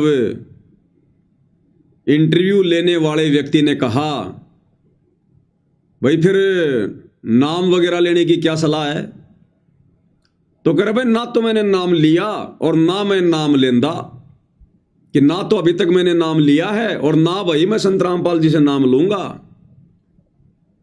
और व्यर्थ के उपदेश दे रहा है कि संत रामपाल जी भगवान आए हुए हैं, भगवान आए हुए हैं। पहले आप उनका ये वीडियो सुनिए भाई और बहनों। भाई संत साहेब रामपाल जी महाराज संत साहेब भगवान है भाई, मारा नाम का दोष है। कोई गुंडा को से कोई आतंकवादी को, हमने से गुंडा इसा आतंकवादी की जरूरत है ना, कि हमने से देशभक्त हैं जो हमारा काम में नहीं आवा। जितनी गुंडा बताओ हो, जितनी तम देशद्रोही बताओ हो, वही हमारा नाम का हकीकत में इस टाइम भगवान है। श्रम ने उसा देशद्रोही था शिक्षा लेनी चाहिए रामपाल जी महाराज था। जितनी काम गला जरा पानी चढ़िया 20-20 लाख 25-25-30 लाख का सामान दिया, 55 मोटर 30,000 फुट पाइप देने का काम करे तो 100 रामपाल है और श्रम आनी चाहिए उन मंदिर वाले पुजारिया ना। मंदिर तो कोई हमना आपत्ति नहीं है, मंदिर में हमारी श्रद्धा 2 टाइम मंदिर में जाओ, उन पुजारिया ने श्रम आनी चाहिए जो यहाँ बड़े बड़े मंदिर में बैठे सैला से तिरुपति ये हमारे नजदीक बनबोरी, इन मंदिर में जो पुजारी बैठे उन्हें श्रम आनी चाहिए। करोड़ों रुपया का एक एक महीने का चंदा और वहाँ देख देख ले दाम देवा है और वहाँ गोजी मंगालना है और मुसीबत जब किसान पावा है और वो आपकी गोज भरने का काम करे, बिल्कुल भी किसान की मदद नहीं करने का काम करे। दूध जो काम कर रहे हैं भाई इस टाइम इस एरिया में रामपाल जी महाराज कर रहे हैं, जमा करो इस बात पर भाई हमने शर्मिंदगी भी महसूस हुआ, हमें गाड़ी दिया करते हैं राज मारे काम आया। नाम नूम लेने की सलाह कर ली गई? बिल्कुल भी नहीं, नाम ना लिया ना लेंदा। अच्छा, नाम नूम लेने की सलाह कर ली गई? बिल्कुल भी नहीं, नाम ना लिया ना लेंदा। अच्छा, नाम नूम लेने की सलाह कर ली गई? बिल्कुल भी नहीं, नाम ना लिया ना लेंदा। अच्छा, जो अच्छा करेगा उसका प्रचार कराएंगे, उसका गला खड़े होवांगे। अब बताओ भाई और बहनों, कह रहा है ना तो नाम लिया और ना मैं नाम लेंदा, यानी ना मैं नाम लूंगा, जो अच्छा काम करेगा हम तो उसका प्रचार करेंगे। तो इस प्रकार के भगत ये काल सतलोक आश्रम वालों के माध्यम से जोड़ना चाहता है, जिनको ना कोई ज्ञान ना कोई मर्यादाओं की जानकारी, केवल अपने स्वार्थ के लिए संत रामपाल जी को कह रहे हैं कि भगवान आया हुआ है, भगवान आया हुआ है। अरे भाई आज तक 30 साल हो गए, संत रामपाल जी के 90% भगत ही नहीं जान पाए, नहीं पहचान पाए कि संत रामपाल जी भगवान आए हुए हैं। इस भाई को कैसे एक ही दिन में पता चल गया कि संत रामपाल जी भगवान आए हुए हैं? तो ये ज्ञान नहीं बोल रहा, ये इस गांव का स्वार्थ बोल रहा है। अगर इस गांव की बाढ़ का पानी संत रामपाल जी के इन सतलोक आश्रम वालों ने मदद करके ना निकाला होता, और यदि बाबा राम रहीम के भक्तों ने निकाल दिया होता, अगर बाबा राम रहीम के मैनेजमेंट ने इनको ये 5 मोटर और 10-20 हजार फुट पाइप दे दिए होते, तो आज ये भाई इसी प्रकार से वीडियो बना के बाबा राम रहीम की महिमा करता कि भाई बाबा राम रहीम ने चाहे कोई बलात्कारी को चाहे कोई गुंडा को मारे लेखे तो वो भगवान है, भगवान जिसने हमारे गांव का पानी निकाल दिया। तो भाई और बहनों, हमने इस प्रकार की वीडियो देखकर जो अपने स्वार्थों के लिए बनाए जाते हैं, भावनाओं में बहकर बनाए जाते हैं, हमने इस प्रकार के वीडियो देखकर विचलित नहीं होना चाहिए। और ना सतगुरु रामपाल जी भगवान इस प्रकार के जो प्रचारक हैं, जो ना उनसे उपदेश प्राप्त किए हैं, ना उनके ज्ञान को सुनते हैं, इस प्रकार के लोगों को अपना प्रचारक संत रामपाल जी नहीं बनाते। और ना सतगुरु रामपाल जी को इस प्रकार की झूठी महिमा की आवश्यकता है। वो महिमा का भूखा नहीं है कि लोग उनको भगवान कहें। अरे वो परमात्मा तो उस समय प्रसन्न होगा जब उनके भगत बनकर, उनको पहचान कर, हृदय से उनको भगवान कहें। और कहने से बात नहीं बनेगी। जैसे इन आश्रमों में जयकारे लगते हैं, संत रामपाल जी भगवान की जय। अरे भगवान जैसी भक्ति क्रिया करो, उनके साथ भगवान जैसा व्यवहार करो। अरे भगवान की आरती उतारी जाती है, ये आश्रम वाले आरती उतारते हैं क्या? अरे भगवान को भोग लगाया जाता है, ये आश्रम वाले सदगुरु रामपाल जी को भोग लगाते हैं क्या? तो परमेश्वर झूठी महिमा नहीं चाहता। तो ये इस प्रकार की भीड़, ये काल बली इन आश्रम वालों के माध्यम से इन आश्रमों में इकट्ठा करना चाहता है, इकट्ठा। अरे परमात्मा तो भीड़ की छटनी कर रहे हैं और ये जबरदस्ती भीड़ लेके आ रहे हैं। अरे इस प्रकार के भगत नहीं चाहिए गुरुदेव को। कहता ना तो नाम लिया और ना मैं नाम लेंदा, लेकिन संत रामपाल जी भगवान आए हुए हैं। अरे जब पता चल गया भाई आपको कि भगवान है और फिर भी नाम नहीं ले रहा, तो फिर भगवान कैसे झूठी महिमा को स्वीकार करेगा? अब जैसे कोई व्यक्ति किसी को बता दे कि भाई ये मिठाई है और इस मिठाई की ये गुण हैं, और बहुत सारे लोग इकट्ठा होकर मिठाई खा रहे हैं और कह रहे हैं वाह आनंद आ गया, क्या मीठा है, वाह वाह वाह। और इस जैसा भाई देख रहा है, सुन रहा है, और वो फिर वीडियो बना बना के कहे कि भाई देखो मिठाई ऐसी होती है, मिठाई ये है, मिठाई खाने से आनंद आता है। और इंटरव्यू लेने वाला कहे कि भाई फिर आपके क्या विचार हैं मिठाई खाने को लेकर? और फिर ये भाई कहे कि ना तो मैंने मिठाई खाई और ना मैं मिठाई खांदा, लेकिन लोग अगर खा रहे हैं तो मैं तो प्रचार करूंगा। अरे क्या फायदा भाई, फिर तूने मिठाई खाई नहीं, तू मिठाई के टेस्ट को जानता नहीं और कह रहा ना मैंने खाई ना मैं खाऊंगा, और फिर भी मिठाई का प्रचार कर रहा है। तो ये क्या है भाई और बहनों? या तो मूर्खता या फिर सवारत है, या तो मूर्खता या फिर सवारत है। मूर्खता तो ये हो गई कि जब मिठाई में इतने अच्छे गुण हैं तो फिर मिठाई को ना खाना फिर मूर्खता है, और प्रचार अगर फिर भी वो प्रचार करता है तो फिर ये सवारत है, शवारत है। क्योंकि फिर वो मिठाई बनाने वाली कंपनी उस व्यक्ति को कुछ न कुछ मदद कर रही है, जिस कारण से वो मिठाई ना खाकर भी उसका प्रचार कर रहा है। तो भाई और बहनों, सतगुरु रामपाल जी भगवान ने इस प्रकार के प्रचारकों की आवश्यकता नहीं है जिस प्रकार के प्रचारक ये सतलोक आश्रम वाले जबरदस्ती तैयार कर रहे हैं। तो हम सत्सेवक भाई बहनों ने इस प्रकार की वीडियो देखकर, और हमने उनके वीडियो को आगे शेयर नहीं करना चाहिए कि लो जी ये तो गुरु जी को भगवान कह रहा है, बहुत अच्छी बात है, करो वीडियो शेयर। कल को इस गांव में दोबारा से कोई आपत्ति आ गई और बाबा रामपाल के भक्तों से पहले अगर आसाराम जी के भक्तों ने जाके मदद कर दी तो फिर यही भाई वीडियो बना बना के आसाराम की महिमा करेगा, और तुम्हारे द्वारा शेयर किए जाने से फिर वो वीडियो बाकी दुनिया देखेगी। तो हमने किसी के भी वीडियो पर दास बहुत पहले ये जानकारी आपको दे चुका है, 1-1.5 साल पहले, कि जगत वालों के चाहे कितने अच्छे वीडियो हों, कितनी अच्छी बातें हों, हमने उनके वीडियो को ना तो लाइक करना है ना हमने शेयर करना है। लाइक और शेयर बिल्कुल भी नहीं करना हमने, क्योंकि एक बात वो अच्छी बोलेगा और फिर वो 10 बात वो फालतू की उसमें जो है वो डालेगा, 10 बात फिर वो फालतू की जो है वो डालेगा। तो उसकी फालतू की बातें भी फिर हमारे शेयर करने से ज्यादा प्रचारित होती हैं, वहां फिर हम दोषी बनते हैं। तो हम भगत भाई बहनों ने इस प्रकार से भी बहुत सावधानी बरतनी है, बहुत सावधानी बरतनी है हमने, भावनाओं में नहीं बहना हमने बिल्कुल भी। तो इस प्रकार के प्रचारकों की सतगुरु रामपाल जी को कोई आवश्यकता नहीं है। जिस प्रकार के प्रचारक ये सतलोक आश्रम वाले भाई बंधु व्यर्थ में इकट्ठा कर रहे हैं, जमा कर रहे हैं, क्योंकि अभी तक तो सतगुरु रामपाल जी को परमात्मा उनके भक्तों ने नहीं माना, इन आश्रम वालों ने नहीं माना। जुबान से तो वो भी संत रामपाल जी को कबीर जी कह रहे हैं, भगवान कह रहे हैं, जुबान से ये भाई कह रहा है, और जब बात आई नाम दीक्षा लेने की तो मना कर दिया कि ना तो लिया और ना लूंगा।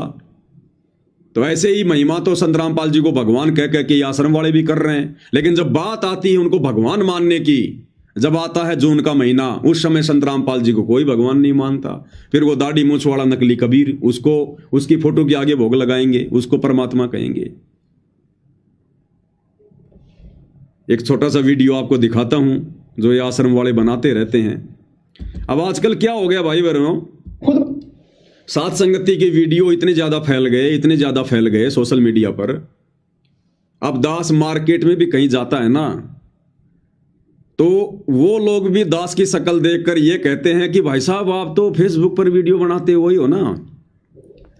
अब दास जिस राशन की दुकान से हमेशा राशन लेकर आता है वो बहुत दूर है, और मैं उनसे कोई बात नहीं करता। दास तो गाड़ी में बैठा रहता है, वो राशन वगैरह तैयार कर देते हैं, घर वाले लिस्ट दे देते हैं और पीछे डिग्गी खोल के वो गाड़ी में डाल देते हैं, पैसे ऑनलाइन कर देते हैं, दास घर पे आ जाता है। उनसे कोई बातचीत नहीं किसी प्रकार की। अब आज दास राशन लेने गया, अब राशन लेने गया तो उसका लड़का, दुकान वाले का लड़का, उसने आटा वगैरह पीसा, कट्टे में डाला, और फिर मेरे ऊपर उसकी नजर गई। दास गाड़ी में बैठा हुआ था, शीशे के अंदर से उसकी नजर गई। थोड़ी देर तो उसने सोचा, विचार किया, फिर वो दास के पास आया, वो आटा डालने के लिए डिग्गी में जब आटा डालने आया तो दास ने जब पीछे मुड़ के देखा तो उसने कहा कि भाई साहब आप तो फेसबुक पे लाइव आते हो ना, आप तो वीडियो बनाते हो ना फेसबुक पर, मैंने आपको पहचान लिया। तो मैंने कहा हाँ भाई बनाता तो हूं। अरे भाई साहब, तो मैंने कहा कि आप मेरे नहीं, आप संत रामपाल जी के सत्संग सुनो। तो उसने कहा कि हाँ उनके भी सुनता हूं, लेकिन आपके वीडियो, बोलो कल तो मैं पूरा दोपहर आपके वीडियो देख रहा था, आप ही की वीडियो देख रहा था मैं। तो मैं कहा चलो वो भी देख लिया करो, लेकिन संत रामपाल जी के सत्संग सुनो, ज्ञान आपको वहां से मिलेगा। फिर और कई बातें बताने लग गया, आपने ये बात बताई, आपने ये बात कही, मुझे बहुत अच्छी लगी। तो दास ने कहा कि चलो कोई बात नहीं, आपने राशन रख दिया? बोला रख दिया। तो मैंने कहा ठीक है, गुरु जी के सत्संग सुना करो ज्यादा। फिर उसने डिग्गी बंद कर दी, दास घर पे आ गया। तो कहने का मतलब भाई और बहनों, अब सात संगति की वीडियो ज्यादा से ज्यादा फैल रहे हैं,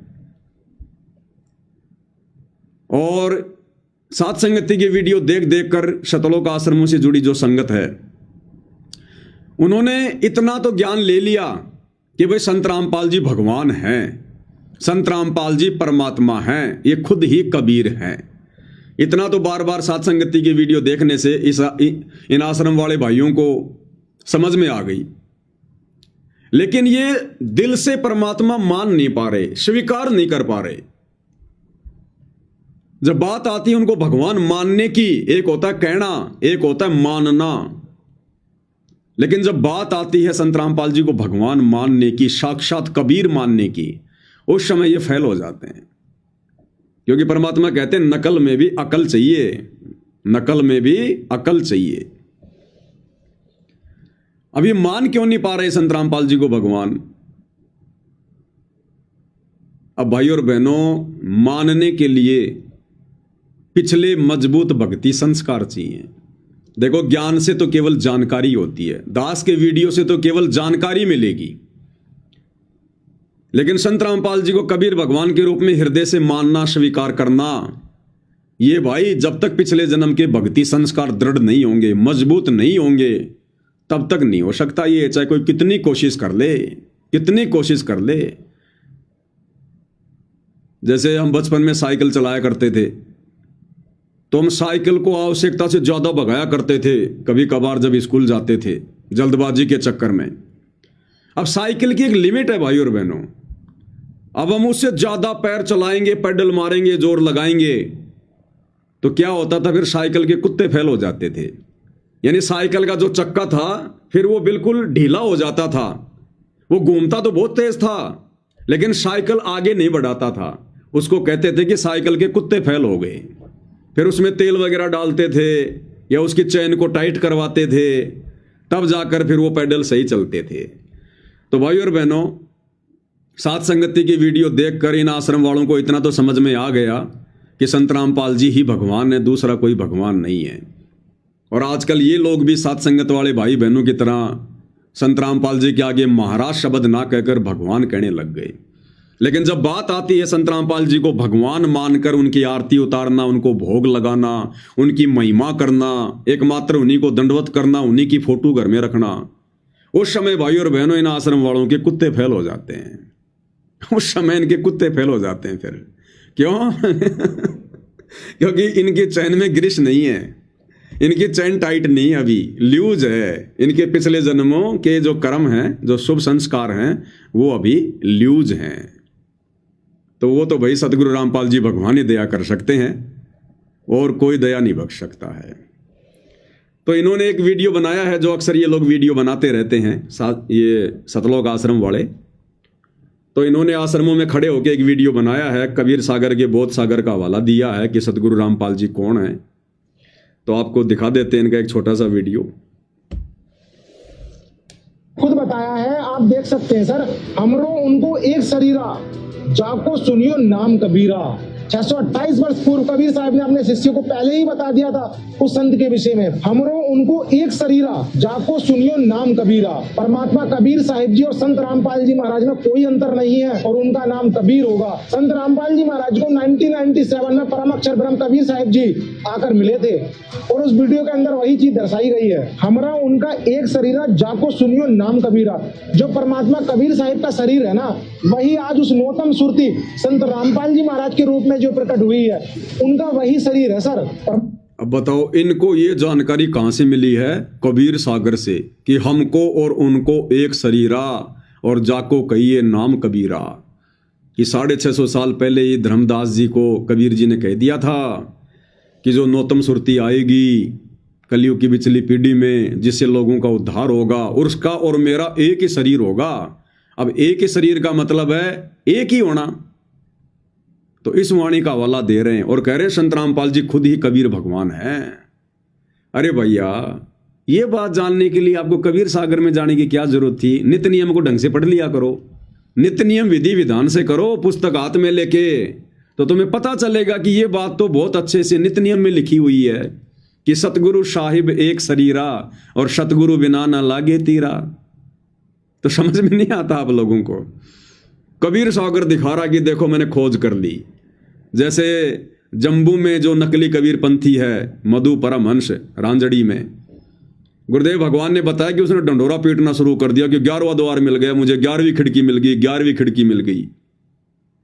तो परमात्मा ने बताया इससे ऊपर तो 12वां द्वार है, उसको पार करके जाएंगे तब सतलोक जाएंगे।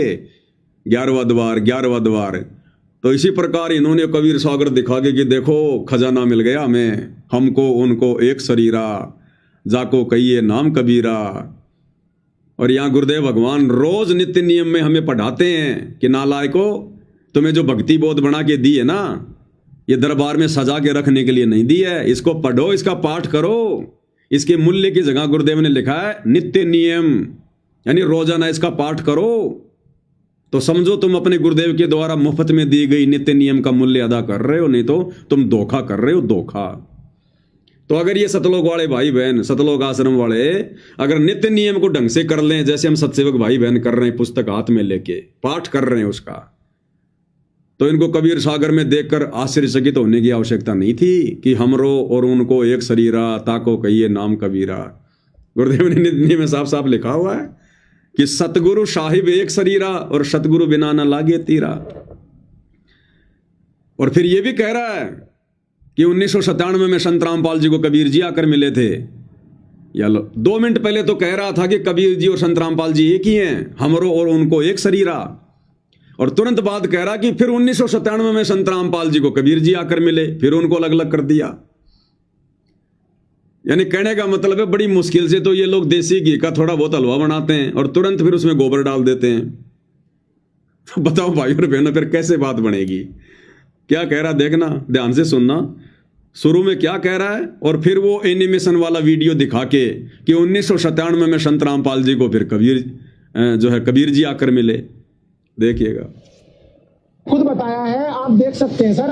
हमरो उनको एक शरीरा, जाको सुनियो नाम कबीरा। 628 वर्ष पूर्व कबीर साहब ने अपने शिष्य को पहले ही बता दिया था उस संत के विषय में, हमरो उनको एक शरीरा, जाको सुनियो नाम कबीरा। परमात्मा कबीर साहिब जी और संत रामपाल जी महाराज में कोई अंतर नहीं है और उनका नाम कबीर होगा। कोई अंतर नहीं है और उनका नाम कबीर होगा। यानी संत रामपाल जी में और कबीर जी में कोई अंतर नहीं होगा और उनका नाम क्या होगा? कबीर। यानी संत रामपाल जी के नाम को भी इन्होंने ये कह दिया कि उसका नाम क्या होगा? कबीर। और अब आगे अलवे का गोबर करेंगे कि 1997 में संत रामपाल जी को फिर कबीर जी आकर मिले। संत रामपाल जी महाराज को 1997 में परम अक्षर ब्रह्म कबीर साहिब जी आकर मिले थे और उस वीडियो के अंदर वही चीज दर्शाई गई है, हमरा उनका एक शरीरा, जाको सुनियो नाम कबीरा।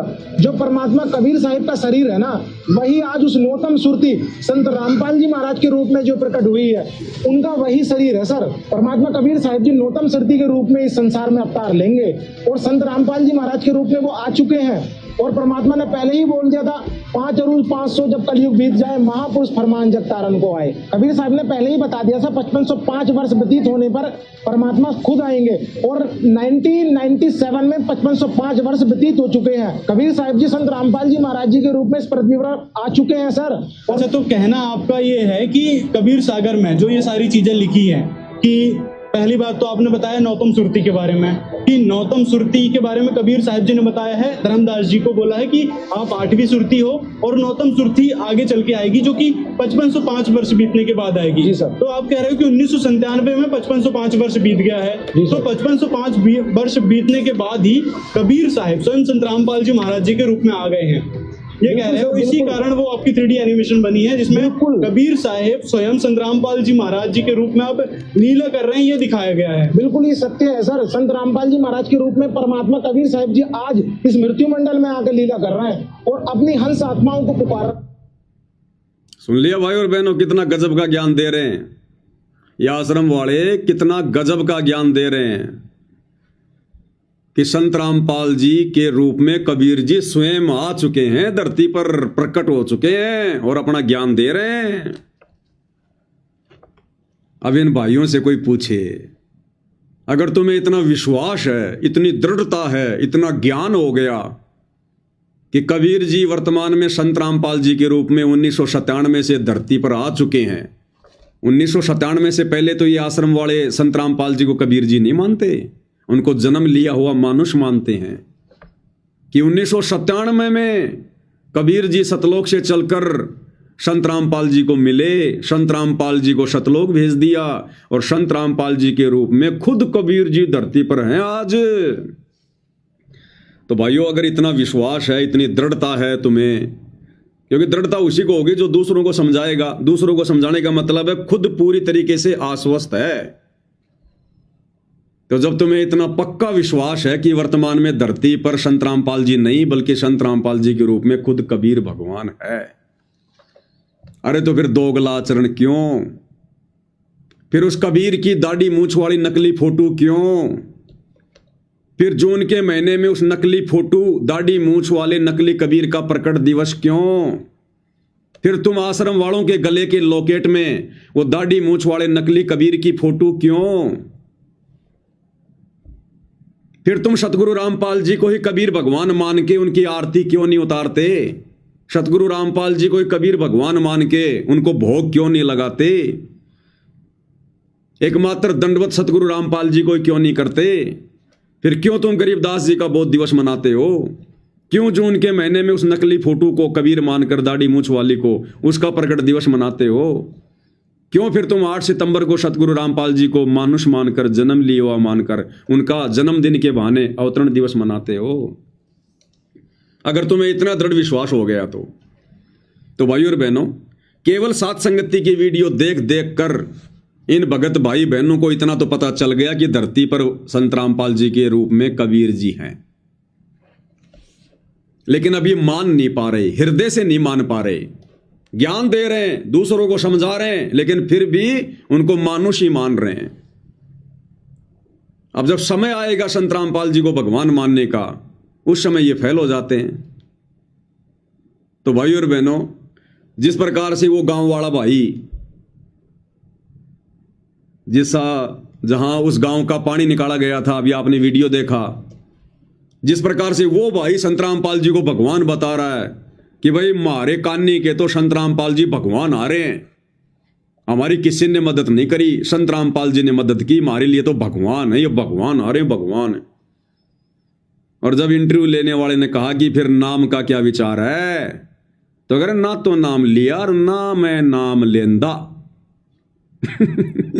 तो इसी प्रकार ये भाई बहन आश्रम में खड़े होकर वीडियो तो बना रहे हैं कि संत रामपाल जी भगवान हैं, धरती पर आ चुके हैं, और जब आता है जून का महीना फिर कहते हैं संत रामपाल जी भगवान नहीं है, भगवान तो दाढ़ी मूंछ वाला कबीर है। तो बताओ फिर उन जगत वालों में और इन सतलोक आश्रम वालों में क्या अंतर है भाई और बहनों? वो जगत वाला फिर भी ठीक है क्योंकि उसको ज्ञान नहीं, इसलिए कह रहा है वो।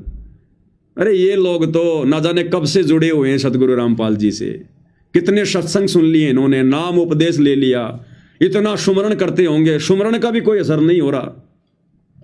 ये सुमरण तो दिमाग के बंद दरवाजे को खोल देता है, जड़ को हटा देता है, इनकी जड़ अभी तक नहीं हटी है।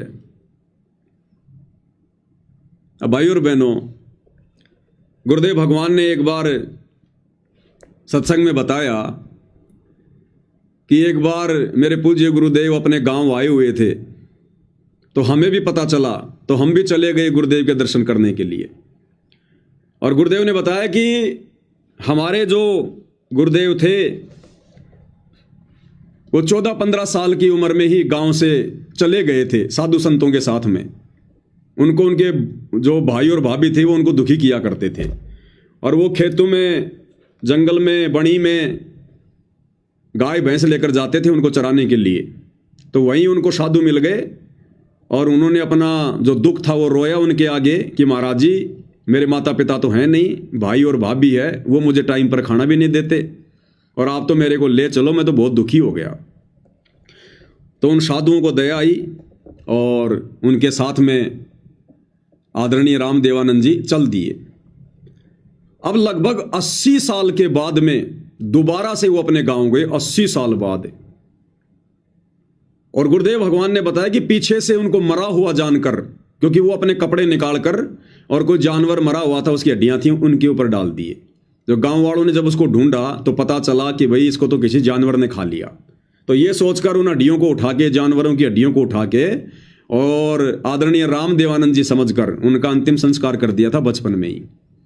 और उसके बाद से इन पंडितों ने, इन ब्राह्मणों ने श्राद्ध निकलवाने शुरू कर दिए, 500 कपड़े रखवाने शुरू कर दिए 80 साल से। तो जब गुरुदेव भगवान गए उस गांव में, और जब उस गांव वालों को पता चला कि ऐसे ऐसे, क्योंकि उनके बचपन के नाम कुछ और था, तो जब गांव वालों को पता चला कि ऐसे ऐसे जो बचपन में हम लोग सोच रहे थे कि वो मर गया, वो 80 साल बाद गांव में आ रहा है, पूरा गांव देखने आ गया।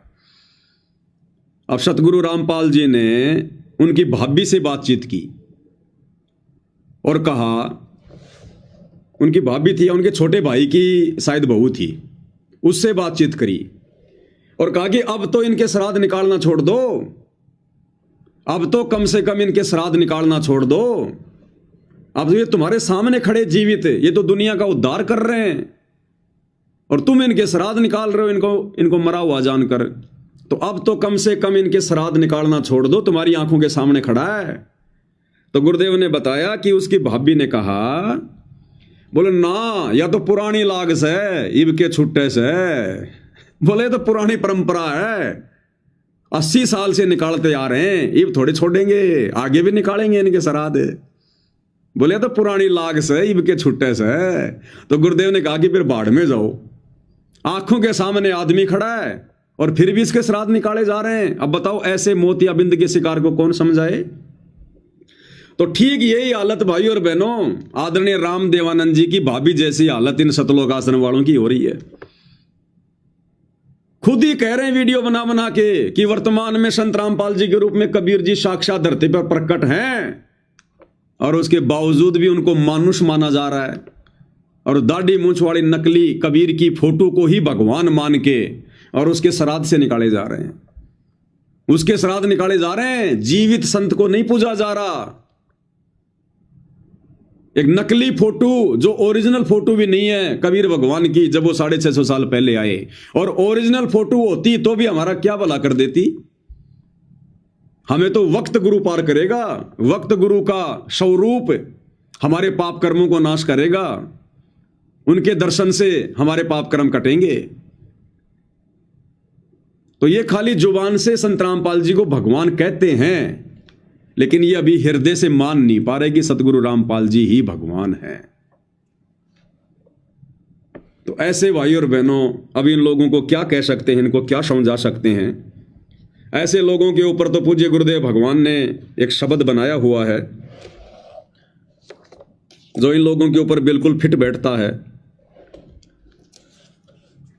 मन मान सरोवर नाण रे, जल के जंतु रे जल माही, आठों भगत बिहान रे।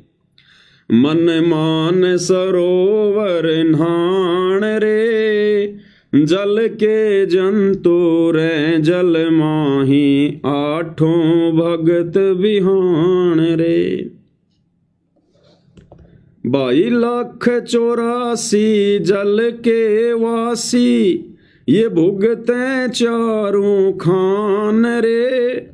चेतन होक जड़ को पूज, ये गांठ बांध पाषाण रे।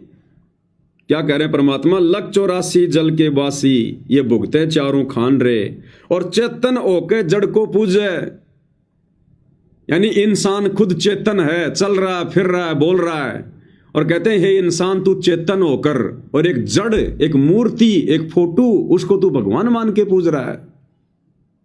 चेतन होके जड़ को पूजे, ये गांठ बांध पाषाण रे। पत्थर को गांठ बांध रखा इन्होंने अपने पल्लू के, बहुत कीमती वस्तु समझकर। जैसे कोई व्यक्ति हीरे मोती लाल को ना पहचान कर उसको तो साइड में छोड़ दे, और एक जो है पत्थर को अपने पल्लू के गांठ बांध रखा है, ओहो बड़ी कीमती चीज है ये। तो कहते हैं वो तो मूर्ख व्यक्ति है जो चेतन होकर जड़ को पूज रहा है। तो इसी प्रकार ये लालों के लाल, हीरे मोती लाल सतगुरु रामपाल जी भगवान है।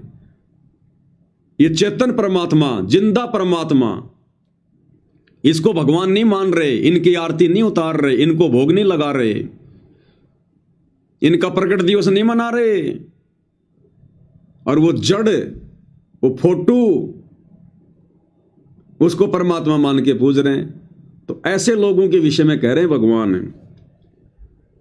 184 जल के वासी भुगते चारों खान रे, चेतन होके जड़ को पूजे ये गांठ बांध पाषाण रे, गांठ बांध पाषाण रे। भाई मरकट कहाँ चंदन के ले पे, क्या गंग नवाव सवान रे। भाई मरकट कहाँ चंदन के ले पे, क्या गंग नवाव सवान रे। सुधी हो ना पूछतास की, वो छोड़े को न्या बाण रे, छोड़े को न्या बाण रे। परमात्मा कहते हैं ऐसे लोगों की हालत तो उस गधे के जैसी है। मरकट यानी गधा। गधे को उसके शरीर पर चाहे कितना जो है चंदन का लेप कर दो, अगले ही पल उसको छोड़ते ही वो कुर्डियों में जाकर लौटेगा, राख में जाके लौटेगा, गंदगी में। तो कहते हैं मरकट के ऊपर चंदन लेप करने का कोई फायदा नहीं, उसने तो गंदगी में उसने लोट लगानी है। तो इन आश्रम वालों को कितना ही समझा दो, कितना ही ज्ञान बता दो, कितना ही कुछ दे दो, इनको प्रमाण है, अगले पल इन्होंने तो गुड़ और गोबर को एक करना है। और क्या गंग नवावे सवान रे। और कहते हैं जो कुत्ता होता है ना, कुत्ते को कितना ही गंगा जी में स्नान करवा दो, उसकी पूंछ कभी सीधी नहीं हो सकती, कभी भी, चाहे गंगा जी में कितनी डुबकी लगाओ।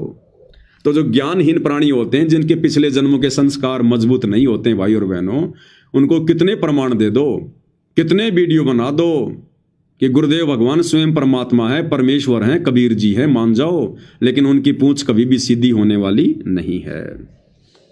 वो छोड़े कोन्या बाण रे। बाण यानी आदत। वो कुत्ता कभी भी अपनी आदत नहीं छोड़ता, वो गधा कभी भी अपनी आदत को नहीं छोड़ेगा। भाई 12 कोट जहां जम किंकर, बड़े बड़े दैत्य हवान रे। 12 कोट जहां जम किंकर, बड़े बड़े दैत्य हवान रे। धर्मराय के दरगाह माही, हो रही खेचा ताण रे, हो रही खेचा ताण रे। भाई 184 कठिन 83, तू वचन हमारा मान रे। 184 कठिन 83, तू वचन हमारा मान रे। जैसे लो तार जंती में, तेरे ऐसे खिंचे प्राण रे, ऐसे खिंचे प्राण रे। फिर क्या होता है ऐसी आत्माओं के साथ में? देखो, ये जगत और भगत दोनों के लिए है ये संदेशा।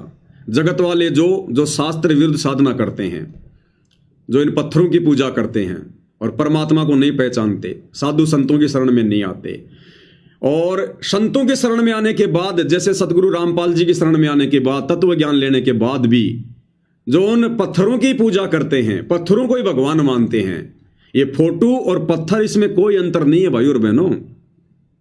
जिस समय ये शब्द जो बनाया गया है आदरणीय गरीबदास जी के द्वारा, उस समय भाई और बहनों ये डिजिटल मीडिया नहीं था, ये प्रिंट वगैरह निकालने की सुविधा नहीं थी, ये फोटो वगैरह नहीं बनती थी देवी देवताओं की। उस समय ये मूर्तियां बनती थी पत्थर की। इसलिए गरीबदास जी ने जो है वो जड़ नाम दिया उसको, कि भाई वो मूर्तियां पूजते हैं। अब वर्तमान में कलयुग की पिछली पीढ़ी है, सोशल मीडिया है, वैज्ञानिक युग है। अब वर्तमान में उन देवी देवताओं की फोटोओं को जो है वो कागज के ऊपर प्रिंट कर दिया। तो चाहे वो पत्थर की मूर्ति पूजो और चाहे जो है वो कबीर जी की फोटो बना के पूजो, वो जड़ को पूजना है, जड़ को पूजना। इसलिए परमात्मा कह रहे हैं फिर उन प्राणियों के साथ में आने वाले समय में फिर क्या बनेगी, जो जड़ की पूजा कर रहे हैं, जो पत्थरों की पूजा कर रहे हैं, जो मुर्दों की पूजा कर रहे हैं। 12 कोट जम किंकर जहां बड़े बड़े दैत्य हवान रे, और धर्मराय की दरगाह माई हो रही खेचा तान रे। फिर ये होगा उनके साथ में वहां पर, क्योंकि मोक्ष तो फिर हो नहीं पाएगा ना।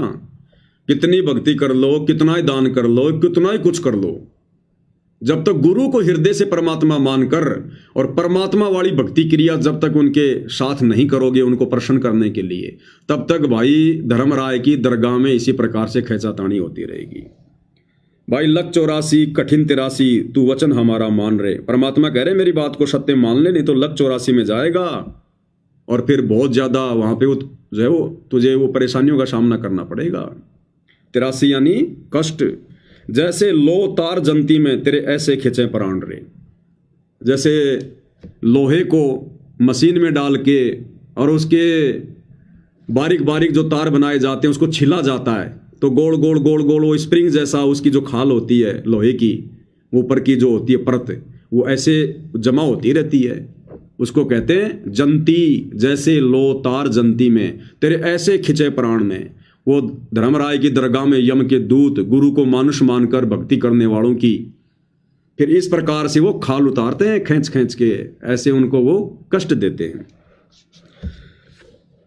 भाई लख 84 मेट देते हैं शब्द हमारा मान रे। लख 84 मेट देते हैं तू शब्द हमारा मान रे। हरदम नाम जपो हर हीरा चलना आम दीवान रे, चलना आम दीवान रे।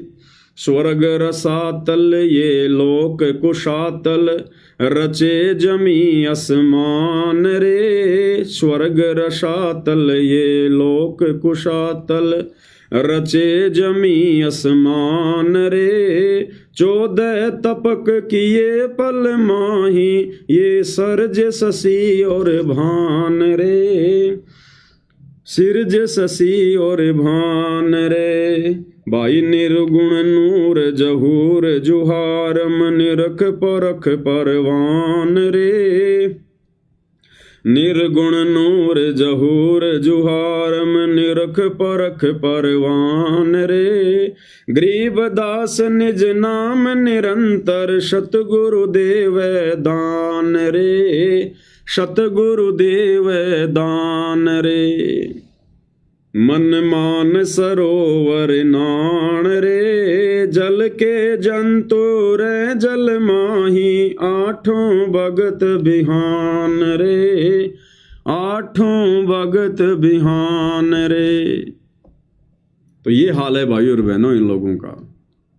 अब परमात्मा ने तो समझाने में अपने सत्संगों में भाई और बहनों कोई कसर नहीं छोड़ी। हिसार जेल में बैठकर भी गुरुदेव भगवान ने विशेष संदेश इतने प्यार से इतने अच्छे से खुलासा किया। गुरुदेव ने अपने विषय में भी खूब गुरुदेव भगवान ने संकेत कर दिए कि इस दास को पहचान लो, ये दास कौन है, नहीं तो ये काल तुम्हें खाएगा। तो इसी प्रकार भाई और बहनों जो रजा आज वर्तमान में हम सत्सेवक भाई बहनों पर हुई है वो अनमोल है। छप्पर फाड़ छप्पर फाड़। अब आज दास सोशल मीडिया पर देख रहा था, सतलोक आश्रमों से जुड़े किसी भगत ने एक पोस्ट की है और उस पोस्ट में उसने क्या बताया है कि भाई हिसार जेल से गुरुदेव भगवान का आदेश आया है और गुरुदेव भगवान ने संगत को क्या आदेश दिया है। ये कोई स्पिरिचुअल लीडर संत रामपाल जी ग्रुप है, गुरु जी का आदेश है। गुरुजी ने धनाना धाम में साफ साफ कहा है। साफ साफ कहने का मतलब बिल्कुल कड़े कड़े शब्दों में गुरुजी ने धनाना धाम में साफ साफ कहा है कि सत्संग और आरती के समय पर ऐसी कोई भी सेवा ना करो जिससे सत्संग में बाधा आए, चाहे वो वीडियो की एडिटिंग हो या हेडफोन वाली कोई सेवा हो। सत्संग और आरती के बीच में बातचीत करने वाला भी दोषी होता है। सत्संग और आरती तो एकदम एकाग्रचित से करनी चाहिए, और अगर बीच में कोई सेवा काम भी करो तो ऐसा करो जिसमें पूरा ध्यान या फिर अधिक से अधिक ध्यान सत्संग में लगा रहे और वो सेवा भी होती रहे। अब भाई और बहनों सोचिए, ये सतलोक आश्रम वाले भाई बहन भक्ति और भगवान से कितने दूर हो चुके हैं। जो ये कॉमन बातें, जो बातें गुरुदेव हमें नित्य नियम में रोजाना बताते हैं, रोज ये कॉमन बातें भी गुरुदेव भगवान को स्पेशल तौर पर इन आश्रम वालों को कहनी पड़ रही हैं। सोचिए ये लोग परमात्मा के सत्संगों से कितने दूर हो चुके हैं, ज्ञान आधार से कितने दूर हो चुके हैं कि गुरु को भी ये बात बोलनी पड़ रही है बार बार कि रे नालायकों, कम से कम सत्संग तो बैठ के सुन लिया करो, ध्यान से सुन लिया करो। अरे आरती के समय में तो इधर उधर मत भागो, क्योंकि भाई और बहनों दास आप जियों को बार बार वीडियो वगैरह भेजता रहता है, दिखाता रहता है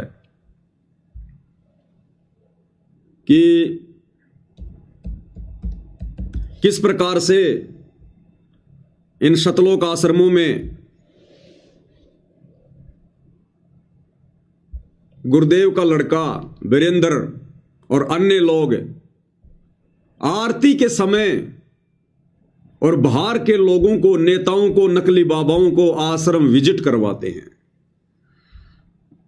एक तरफ तो आरती चल रही है, दूसरी तरफ गुरुजी का बड़ा लड़का वीरेंद्र एक नकली उस कबीर पंथी को सतलोक आश्रम दिखा रहा है, उसको घुमा रहा है कि देखो जी हमने ऐसा आश्रम बना दिया, ये हमारा आश्रम है।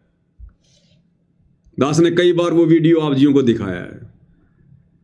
सत्संग के समय दास ने आपको वीडियो दिखाया, ये सतलोक आश्रम वाले वीडियो बना बना के, और ये बता रहे कि हलवा कैसे बनाया जाता है, हलवे में चीनी कितनी डलती है,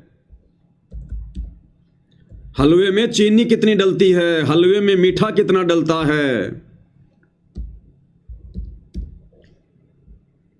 आरती के समय, सत्संग के समय ये हलवा बनाते रहते हैं और वीडियो बनाते हैं, इसमें इतना घी डलेगा, इतनी शक्कर डलेगी, फिर इसको इतना रोड़ेंगे, फिर ये हलवा तैयार होगा, और उधर नित्य नियम चल रहा है। और गुरुदेव क्या कह रहे हैं कि सेवा भी अगर करनी है तो ऐसी सेवा करो जिस सेवा को करते करते भी सारा का सारा ध्यान तुम्हारा सत्संग में हो, आरती में हो। अब बताओ भाई और बहनों, इस प्रोसीजर से वर्तमान में भक्ति कौन कर रहा है? इस विधि से, जो विधि गुरुदेव भगवान बता रहे हैं, आदेश दे रहे हैं, अरे 30 साल सत्संग करने के बाद अगर गुरु ने संगत को यह बताना पड़ रहा है कि आरती ऐसे करनी चाहिए, सत्संग ऐसे सुनने चाहिए, तो धिक्कार है उस भगत की कॉमन सेंस को, धिक्कार है उस भगत को जिसने गुरु ने बेसिक बात भी जोर देकर समझानी पड़ रही है। अब सोचिए भाई और बहनों, गुरुदेव भगवान का छप्पर फाड़ा आशीर्वाद कहां है? अरे इस विधि से तो आरती हम सत्सेवक भाई बहन करते हैं, 100 काम छोड़कर सत्संग सुनते हैं, 100 काम छोड़कर, और गुरुदेव भगवान की आरती उतारते उतारते हम लोग जो है उनकी महिमा कर रहे हैं। संध्या आरती, सुबह का नित्य नियम, तीनों समय की आरती हाथ में भक्ति बोध लेकर, या गुरुदेव भगवान की जो आरती है हम भगत भाई बहन उसको अपने मुंह से उसको रिकॉर्ड करके साइड में उसको चला के, और वो शब्द हम ध्यान से सुनते हैं और गुरुदेव भगवान की आरती उतारते उनके ऊपर हम चवर करते हैं। तो इस विधि से सत्संग कौन सुन रहा है? इस विधि से आरती कौन कर रहा है? तो गुरु का आशीर्वाद कहां होगा? फिर किन आत्माओं से गुरु प्रसन्न होगा? इसलिए दास कहता है कि ये जो साध संगति है, ये गुरुदेव भगवान का यथार्थ 13वां कबीर पंथ है, यथार्थ 13वां कबीर पंथ। और गुरुदेव के आशीर्वाद से यहां पर आप और हम भगत भाई बहन इतनी अच्छी भक्ति कर पा रहे हैं, मर्यादा निभा पा रहे हैं। अन्यथा इन आश्रमों में देख लो, ये कहते हैं कि सतलोक आश्रम तो भक्ति के केंद्र हैं, और भक्ति की यहां पर छीट भी नहीं है। वो अंतर्यामी भगवान तो हिसार जेल में बैठ के सब देख रहे हैं ना, ये क्या ड्रामे कर रहे हैं, कैसे इनकी आरतियां होती हैं।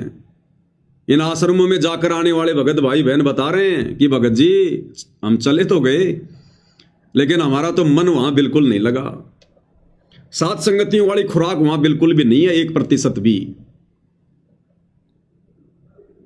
बोला सतगुरु रामपाल जी भगवान के समय सतलोक आश्रमों में कम से कम संगत आरती के समय बैठ तो जाया करती थी।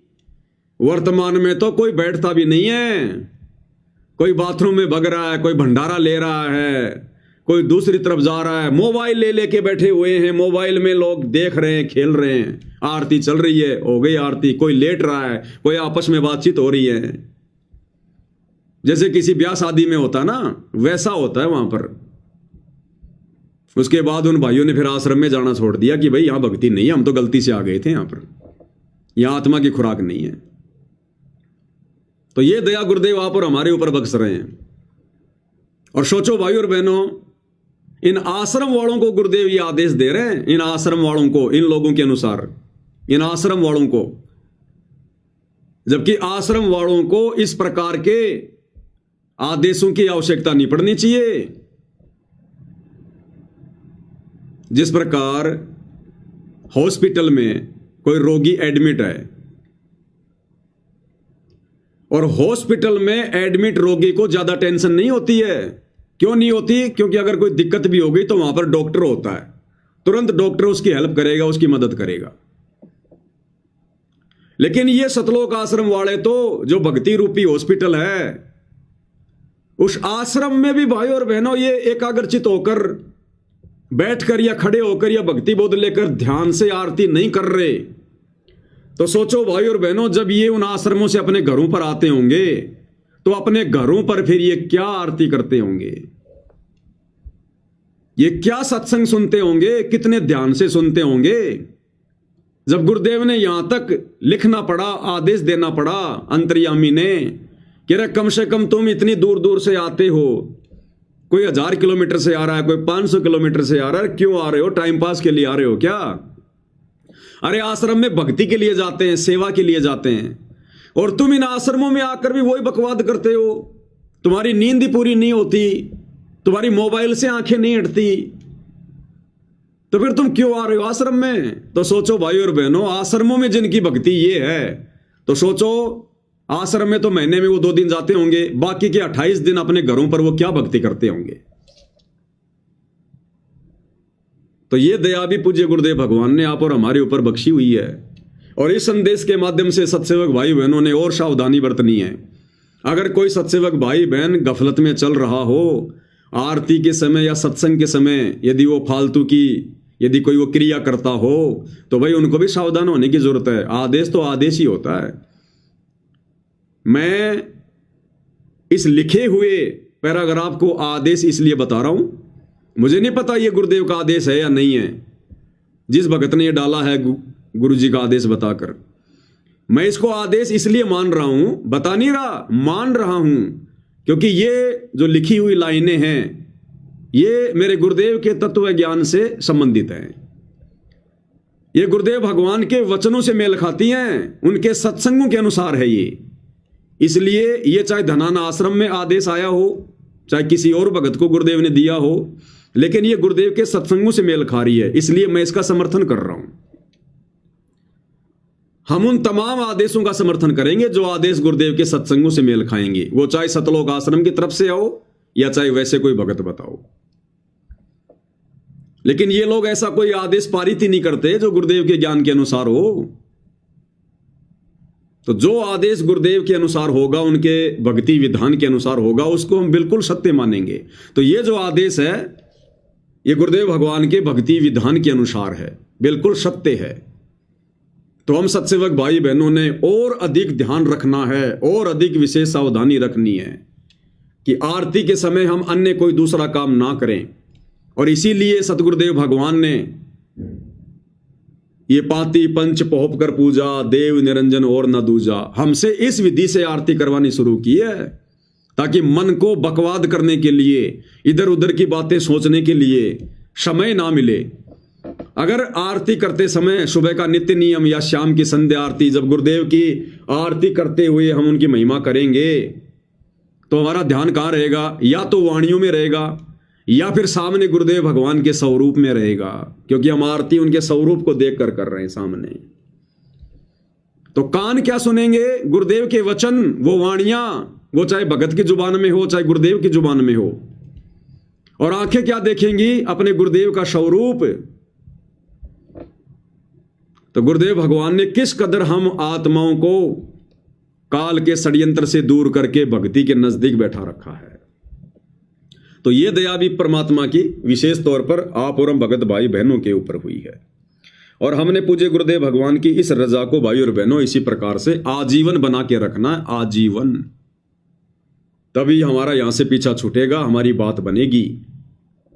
ये सात संगतियां भगवान ने इसलिए शुरू करवाई है ताकि हम जागरूक रहें, जागृत रहें मन को, क्योंकि मन रूप में ये काल ही बैठा है साक्षात। तो गुरुदेव कहते हैं कि इस मन को यानी इस काल को जरा भी मौका ना मिले अब, क्योंकि अब ये बड़ी बड़ी गलतियां करवाने की कोशिश करेगा। इसको भी पता है कि मेरे हाथ से मेरा भोजन निकलता जा रहा है और विनाशकालीन समय बहुत नजदीक है। हम 2025 के एंड में जी रहे हैं। भविष्य वक्ता कहते हैं कि 2025 जाते जाते दुनिया को खून के आंसू रुला के जाएगा, और 26 और 27 का तो कहना है क्या, वो तो दुनिया को बंदर दिखेगा ही दिखेगा। तो भाई और बहनों, उस आगामी समय को भी ध्यान में रखकर और आगामी समय की ज्यादा चिंता ना करके हमने अपने गुरुदेव के वचन की चिंता करनी है, अपने मोक्ष की चिंता करनी है। जो होना है वो तो होके रहेगा, लेकिन हमने यदि अपने गुरु के वचन को तोड़ दिया और यदि हम पार नहीं हुए तो फिर हमारे साथ में फिर असंख्य जन्मों में असंख्य बार होगा फिर ऐसे विनाशकारी समय, ऐसी प्रलय, ऐसे दुख तकलीफें हमने अनंत बार फिर भोगनी पड़ेंगी। और यदि वर्तमान में गुरुदेव के वचन पर रहे, मर्यादा में रहे, सात संगति से जुड़े रहे, गुरु को परमेश्वर मानकर भक्ति पर लगे रहे, तो ये वर्तमान समय की जो समस्या है, जो पूरे विश्व को दिखाई दे रही है कि आने वाले समय में क्या होने वाला है, 2028 युग परिवर्तन, आने वाले 2.5-3 वर्षों में क्या होगा, परमेश्वर हमारे ऊपर इस आपदा को भी नहीं आने देंगे। इन आपत्तियों से भी गुरुदेव हमारी रक्षा करेंगे, सुरक्षा करेंगे, हमारे परिवार की रक्षा करेंगे, हमारी संपत्ति की रक्षा करेंगे। कह रखा गुरुदेव ने कि मर्यादित भगत की तो संपत्ति की भी परमात्मा रक्षा करेगा। तो आने वाले समय में ये देश और दुनिया जिस बुरे दौर से गुजरने वाली है, उस दौर में गुरुदेव हमें अपनी पलकों पर रखेंगे, पलकों पर। गुरुदेव एक सत्संग में बताते हैं कि काल ने परमात्मा का मजाक उड़ाते कहा कि ठीक है, आज तो तूने इनको नाम दे दिया, ज्ञान दे दिया, और जो मर्यादा में रहेगा आप उनके साथ हो, लेकिन फिर क्या होगा जब वो प्रलय का समय आएगा, जब वो विनाशकालीन समय आएगा। तो काल ने कहा कि धर अंबर सब जाएंगे और विनसेंगे कैलाश, एकम एका होवेगा तब कहां रहेंगे तेरे दास। तो परमात्मा ने कहा कि धर अंबर सब जान दे और विनसन दे कैलाश, और एकम एकम होण दे मेरे आश्रय रहेंगे मेरे दास। कि आज जो ये भक्ति कर रहे हैं, जो धर्म कर्म कर रहे हैं ना, इस भक्ति और धर्म कर्म के सहारे इन आत्माओं को मैं अपनी हथेलियों पे रखूंगा, अपने हाथों पर। जैसे पानी के ऊपर जहाज रहता है ना, वो डूबता नहीं, ऐसे तेरे उस विनाशकारी समय में मैं अपनी आत्माओं को ऐसे रखूंगा, उन पर कोई आंच नहीं आने दूंगा। तो ये परमेश्वर के वचन हैं, शाश्वत सत्य हैं, लेकिन ये शाश्वत सत्य वचन उन्हीं आत्माओं पर लागू होंगे जो आत्माएं वर्तमान में गुरुदेव की हर प्रकार से मर्यादाओं में रहकर भक्ति करेंगी, उनके विधान में रहकर जो भक्ति करेंगे उन्हीं के ऊपर लागू होगा। भाई डॉक्टर का इलाज, डॉक्टर का ऑपरेशन उसी आत्मा पर सफल होगा जो आत्मा, जो व्यक्ति डॉक्टर के द्वारा बताई गई सावधानियों में रहकर, उन परहेज को निभाकर जो अपना ट्रीटमेंट करवाएगा, गोली दवाई खाएगा। तो इसी प्रकार भक्ति मार्ग में गुरुदेव भगवान ने हमें जो विधान बता दिया, जो नियम और मर्यादाएं बता दी हैं, गुरु वचन बता दिया है, हम उसमें रहकर भक्ति करेंगे तो परमेश्वर की जो रजा है, जो आशीर्वाद है, वो हमारे ऊपर बना रहेगा। इसलिए हमने मर्यादित भक्ति और हर प्रकार से गुरुदेव को प्रसन्न करने वाले तरीके और नेक नीति, ईमानदारी से अपना जीवन यापन, और एकमात्र टारगेट हमारा सतलोक। तो इस विधि से भाई और बहनों परमेश्वर हमारे ऊपर दया बख्शेंगे। तो आज की सतगुरु महिमा में केवल इतना ही। परमेश्वर हम सभी को आशीर्वाद दें, अपना आशीर्वाद हमारे ऊपर बनाकर रखें। तब तक के लिए सात संगति को विराम देते हैं। बंदी छोड़ सतगुरु रामपाल जी परमेश्वर जी की जय हो।